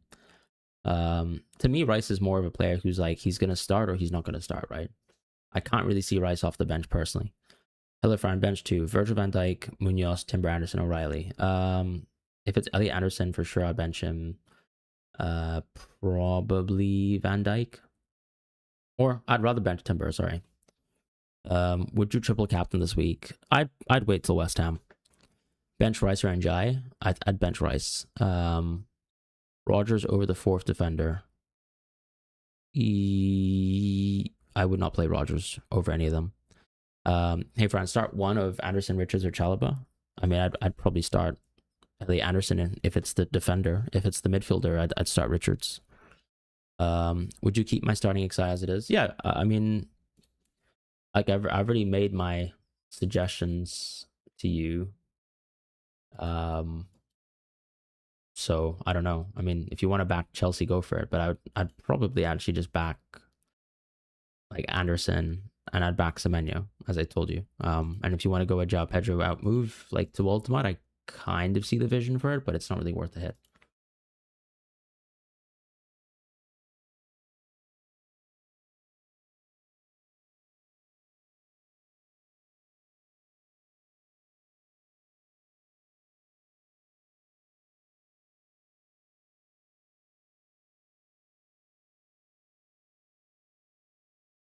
Buy Munoz or O'Reilly? I'd probably go O'Reilly, but you need to know that when you buy O'Reilly, you're running the risk of the bench, and I'm aware of that. Am I the only one who thinks that one of Haaland or Foden will be rested today? I think it's very tough to say that. They kind of do need to maximize their games. They did try to rest the midweek versus Leverkusen the previous week, right? So I feel like that's still something to think about. Start Elliot Anderson or Dewsbury Hall. I'd play Dewsbury Hall for sure. And Bemo Burnside, what does that really mean? Sorry.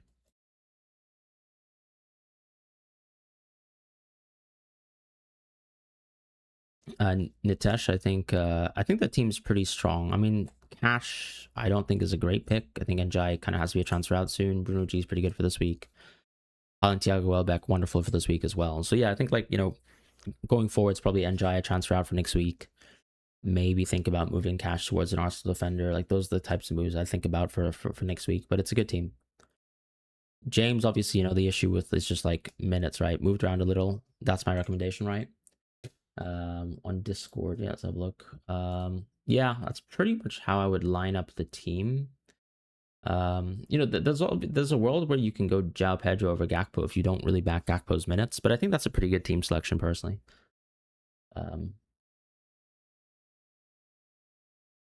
Should free hitters choose Guardiola over O'Reilly? Honestly, I feel like if you're gonna go Guardiola,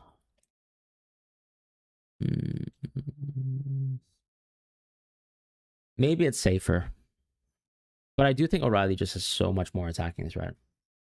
I could be wrong, but yeah. You're so tempted to cap Bruno. I mean, go for it. Just, I thought the gap was a lot wider last week in terms of Bruno versus Haaland, but if you think it's good again, I mean, why not? Meme, you're looking extra handsome today. Man, I'm so tired. I don't believe that. Any leaks on Arsenal starting 11? Not at all.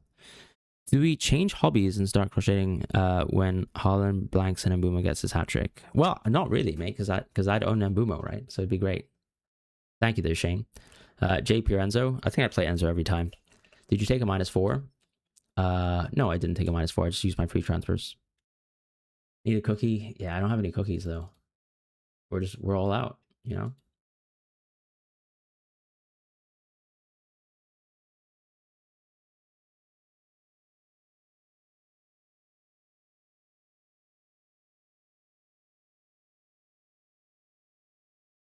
We are all out.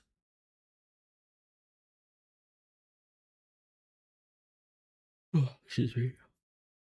Literally falling asleep on the stream. That's terrible behavior. I still don't think we have city leaks, and we only have 20 minutes to go, and it would be one of the biggest city leaks of the season, I would think.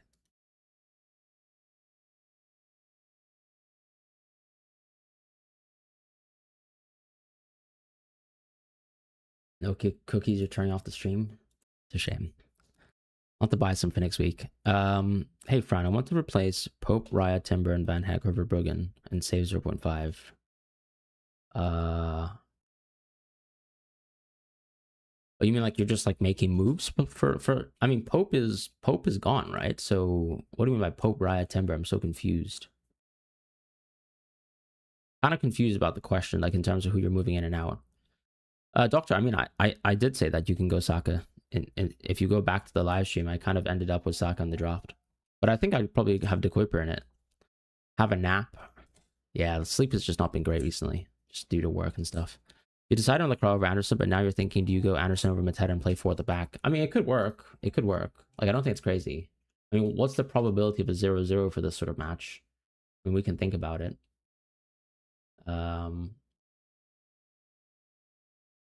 Honestly, like a 0-0 is probably like a sub 10% chance. Like we're talking 5% here, I would say.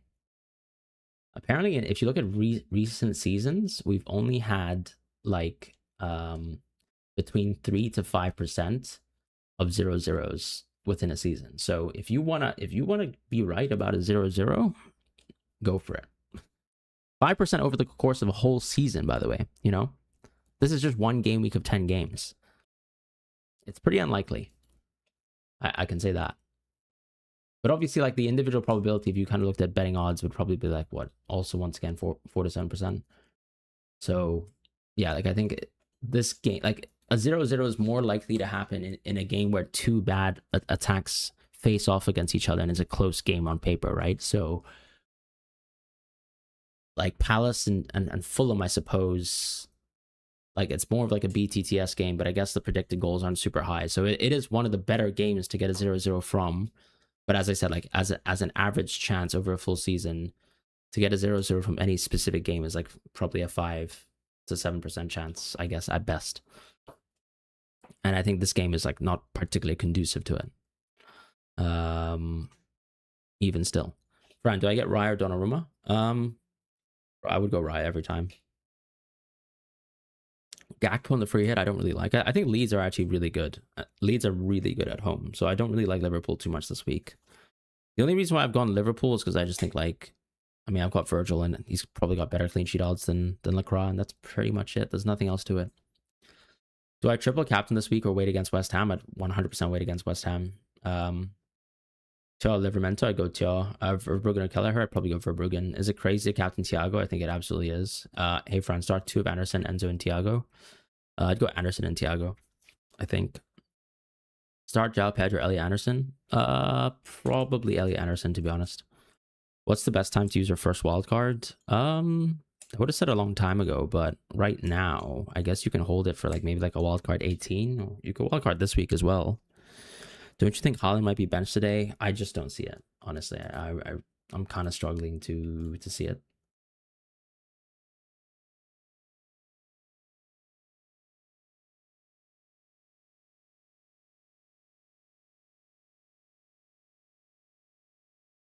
Have I changed my vice captain? Oh, that's a good point, actually. I don't think I have. Have I?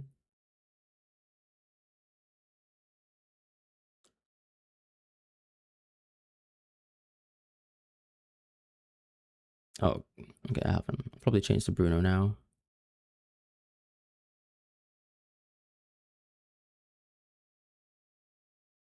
Okay, there we go. Kind of surprised I forgot to do that.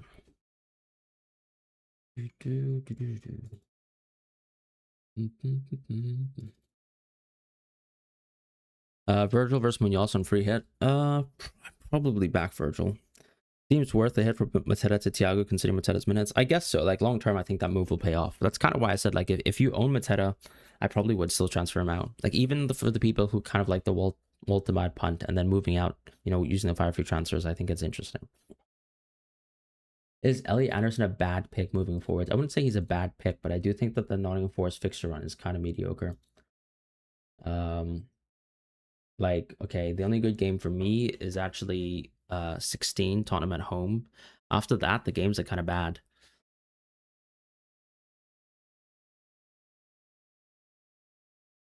So yeah, I'm not sure if I love Elliot Anderson.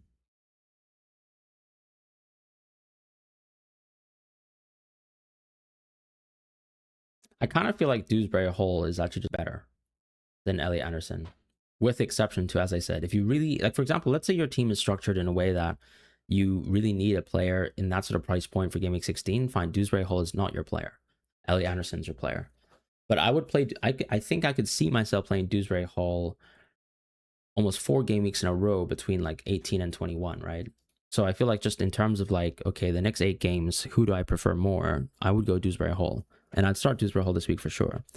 Frank, can you help me, please? I need to choose one of Grealish, Minte, Doku, Rogers. I'd go Minte for sure. Start Chalobah or Senesi? I'd probably go Chalobah still. Do you think Saliba starts? I do not, but I could be wrong. Start Reece James or Van Heck? I'd go Van Heck. KDH or Marino? I'd go KDH. Who to buy instead of João Pedro, Welbeck, or Raul Jimenez? You've got Minte. I'd probably go Raul because he probably rotates with Minte a bit better. Thiago or Waltemad for a hit? I think Thiago long term is better. Yeah, and I think Welbeck is a bit of a short term pick, so I think don't own 2 short term picks in terms of Welbeck and Waltemad. Although obviously, you know, with a CMAS injury, I guess Welbeck could be good medium term. Why not Foden captain or vice captain? It doesn't really matter to me. I think Haaland will play no matter what. KDH or João Pedro? I'd play KDH. Would you take out Mateta for Thiago or for Mark Yu and bench someone? No, I would just go Thiago. I think Thiago is like one of the best long-term picks in the game. I mean, he's the only forward that I actually care about, I would say. Like, basically, I feel like you can hold Thiago up until like game week 23. Welbeck is a bit more like up and down. Like, I think he probably rotates a bit better in and out. But you need rotation for that, right? Whereas Thiago, I think, is like more of a perma play option. Like, honestly, the run of games, which would be basically Leeds at home, Wolves away, Bournemouth at home, Tottenham at home, Everton away, which is the bad game. Heading up to that, I think, you know, you've got a great fixture run there for Brentford. Um, Start Anderson, Forrest, or Enzo. I'd go Enzo. I'm captaining Barnes with Szoboszlai. Goodness, man. I don't know if Barnes is even gonna start. I mean, I'd still pick Barnes just because it's Burnley at home, you know. And I wish you all the best, but good luck with that. Um, do, do, do, do, do.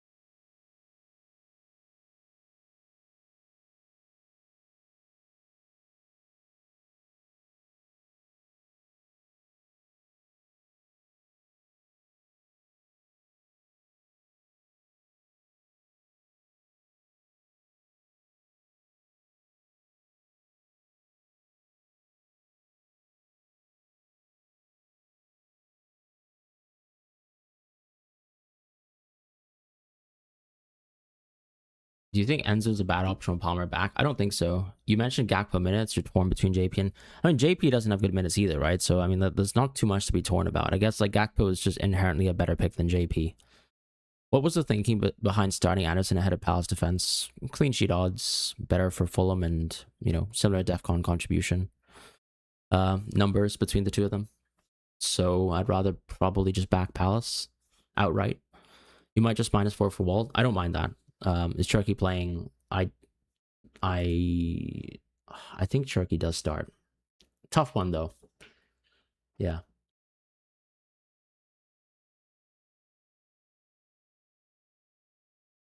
I mean, O'Reilly doesn't necessarily even need to start at left back, I guess, right? Like he could start in midfield on paper. It's not too crazy, I think.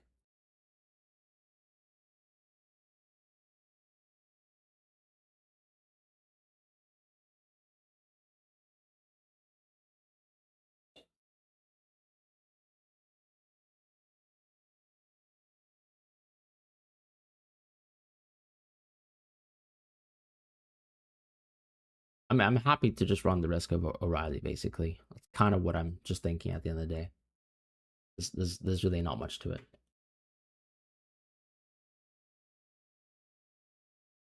Excuse me.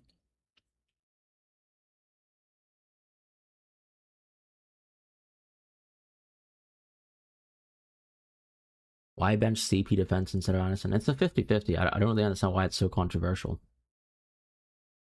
Why would you play Crystal Palace so confidently over Anderson? I guess to make that sort of decision, you can take Anderson out to play both Lacroix and Anderson. Defcon chance probably close enough. Yeah, I think Elliot Anderson this week doesn't really scream like a lot of points. I kind of agree with you. Like it could be a low scoring game and both people get Defcons. This was the easiest week in terms of transfers and team selection. Possibly, yeah. Obviously, for me, I've got some 50-50s. Would I vice captain Foden or Waltemad? Probably Waltemad. Bench Senesi or Richards? I think I'd bench Senesi. Who to bench out of Anderson, Crystal Palace, Virgil, Enzo, O'Reilly? Probably bench. Man, I think I'd probably bench Enzo there. It's kind of close though. Bench Semenyo or Mateta? Probably Mateta just because of minutes. Anderson or Timber? I think I'd play Anderson. Joachim Anderson, that is. You think Arteta will rotate? I don't think so. I think Timber starts. I mean, he already technically rotated already, right? So why would you rotate twice? Crystal Palace have to better offense, and you get a better swing with double Palace defense. Yeah, but that's part of the reason why I'm not playing double Palace defense, right? Because it's like I can get a good swing from Anderson and Dewsbury Hall both at home, or I can get a great swing from Lacroix and Richards playing both. So to me, it's actually just a 50-50. I don't think Crystal Palace have a better attack though, just because I think like the home and away aspect kind of just takes away from the better attacking piece. Like obviously they are a better attack than Fulham, but yeah, part of it too is like Palace's attack has kind of skidded a bit recently. Like some of the performances that they've had, like the XG that they've had racked up versus like Burnley and Wolves, like that's gone down, right? So they're kind of like, to me, it looks like they're downtrending. I'm not saying Fulham are a good attack at all. Like I think it's not close, but it is home versus away, and I think that is kind of relevant in terms of clean sheet odds. So yeah, like honestly, Palace racked up something like what, sub 1 XG versus Burnley. That's pretty bad considering Burnley is the worst defense in the league. So I just feel like short term wise, like I don't tend to always look at that from that perspective, but they just don't look great. And everyone's getting run down to the ground. Like, so I think there's some context too, in the sense that, you know, Sarr's out now. He's injured. A lot of the players have been sort of overplaying minutes because they kind of have to. So probably good logical reasons for, I guess, Crystal Palace to kind of skid a little bit as a team.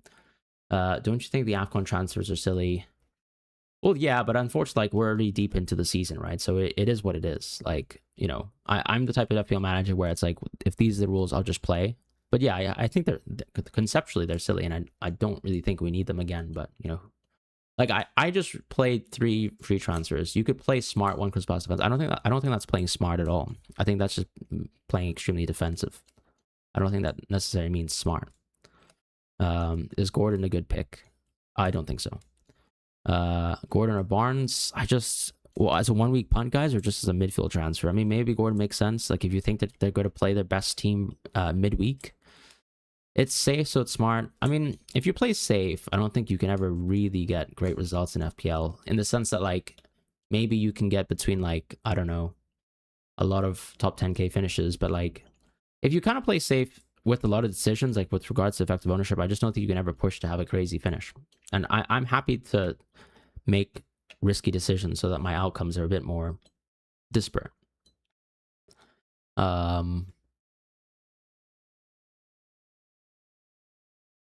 Does Rice start? I would tend to think that he starts. Your team is too good, Torvesta says. Hey, by the way, I actually resubbed to RuneScape recently, so I'm looking forward to play quite a fair bit. But you got Munoz, Van Dijk, Timber, Van Heck, O'Reilly. Okay, tricky one. Bench 2. Oh.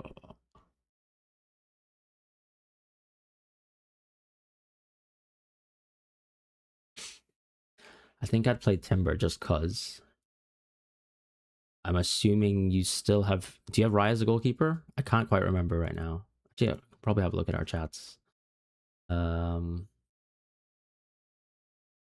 I just want to think about, like, if you have Raya as a goal. Yeah, if you've got Raya, right? So I probably would. Oh, you got Verbruggen now. Then I'd probably just go Van Heck and just kind of stack the defense there. I think it makes sense, just to kind of maximize your outcomes and stack there. I'd play Van Heck. I'd play. So I think the Munoz piece is more like a risk appetite thing, where it's like, you know, everyone, like, Munoz is going to be the highest owned defender this week, so are you willing to bet against that? And then O'Reilly's more like a minutes kind of thing. If you're willing to punt O'Reilly, I'd probably play O'Reilly, Van Heck, and I think I'd probably play Timber, which means that I'm benching Van Dijk, Munoz. Not ideal, but if you want to sort of play it a bit safer, because obviously you have the 100% of Munoz and people are like, what, 50-60% ownership. Yeah, I think the no risk play is basically play Munoz, play Timber and Van Heck, and then don't even sort of like mess around with O'Reilly's minutes. Where are you leaning to right now? Because I guess ownership that I remember last week for Van Dijk was like 40%, but I think there's obviously like rage sellers from just regular players. Van Heck's a huge differential, so I kind of like just double stacking defense. And then O'Reilly has the most expected points if you actually think he starts, which I think is pretty likely. Saliba not in squad? Who's confirmed that?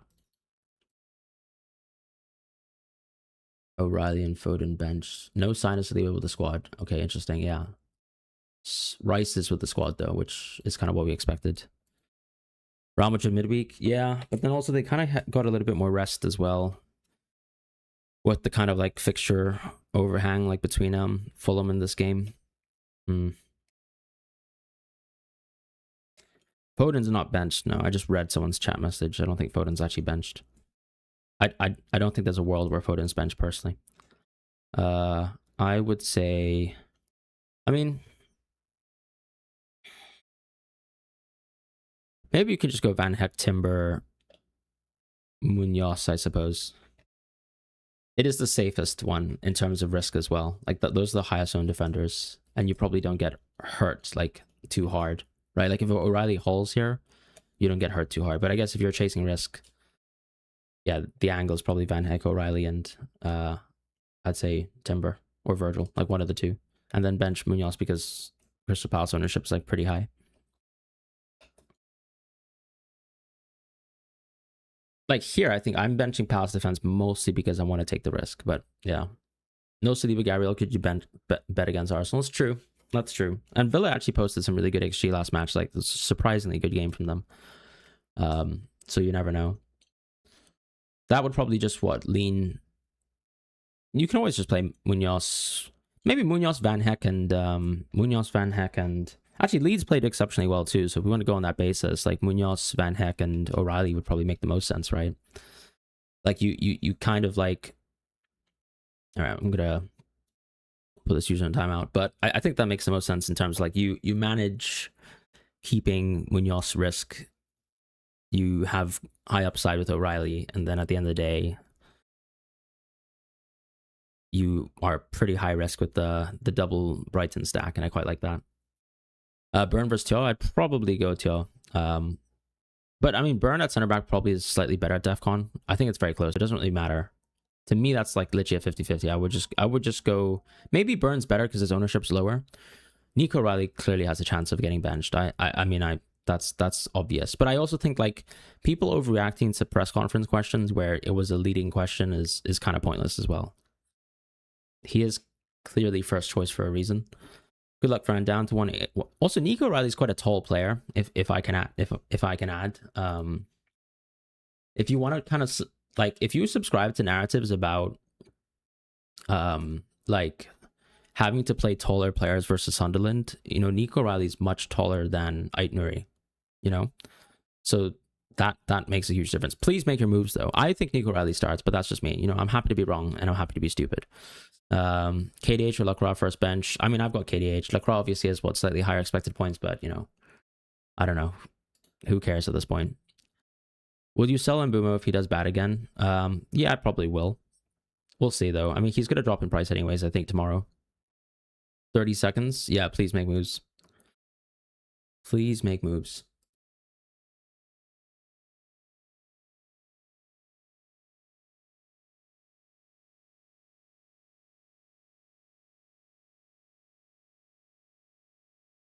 Start Enzo Reinders. I'd probably go Reinders. Thank you, doctor. Good luck. Deadline. It's not even deadline yet, actually. Still not. Now it is.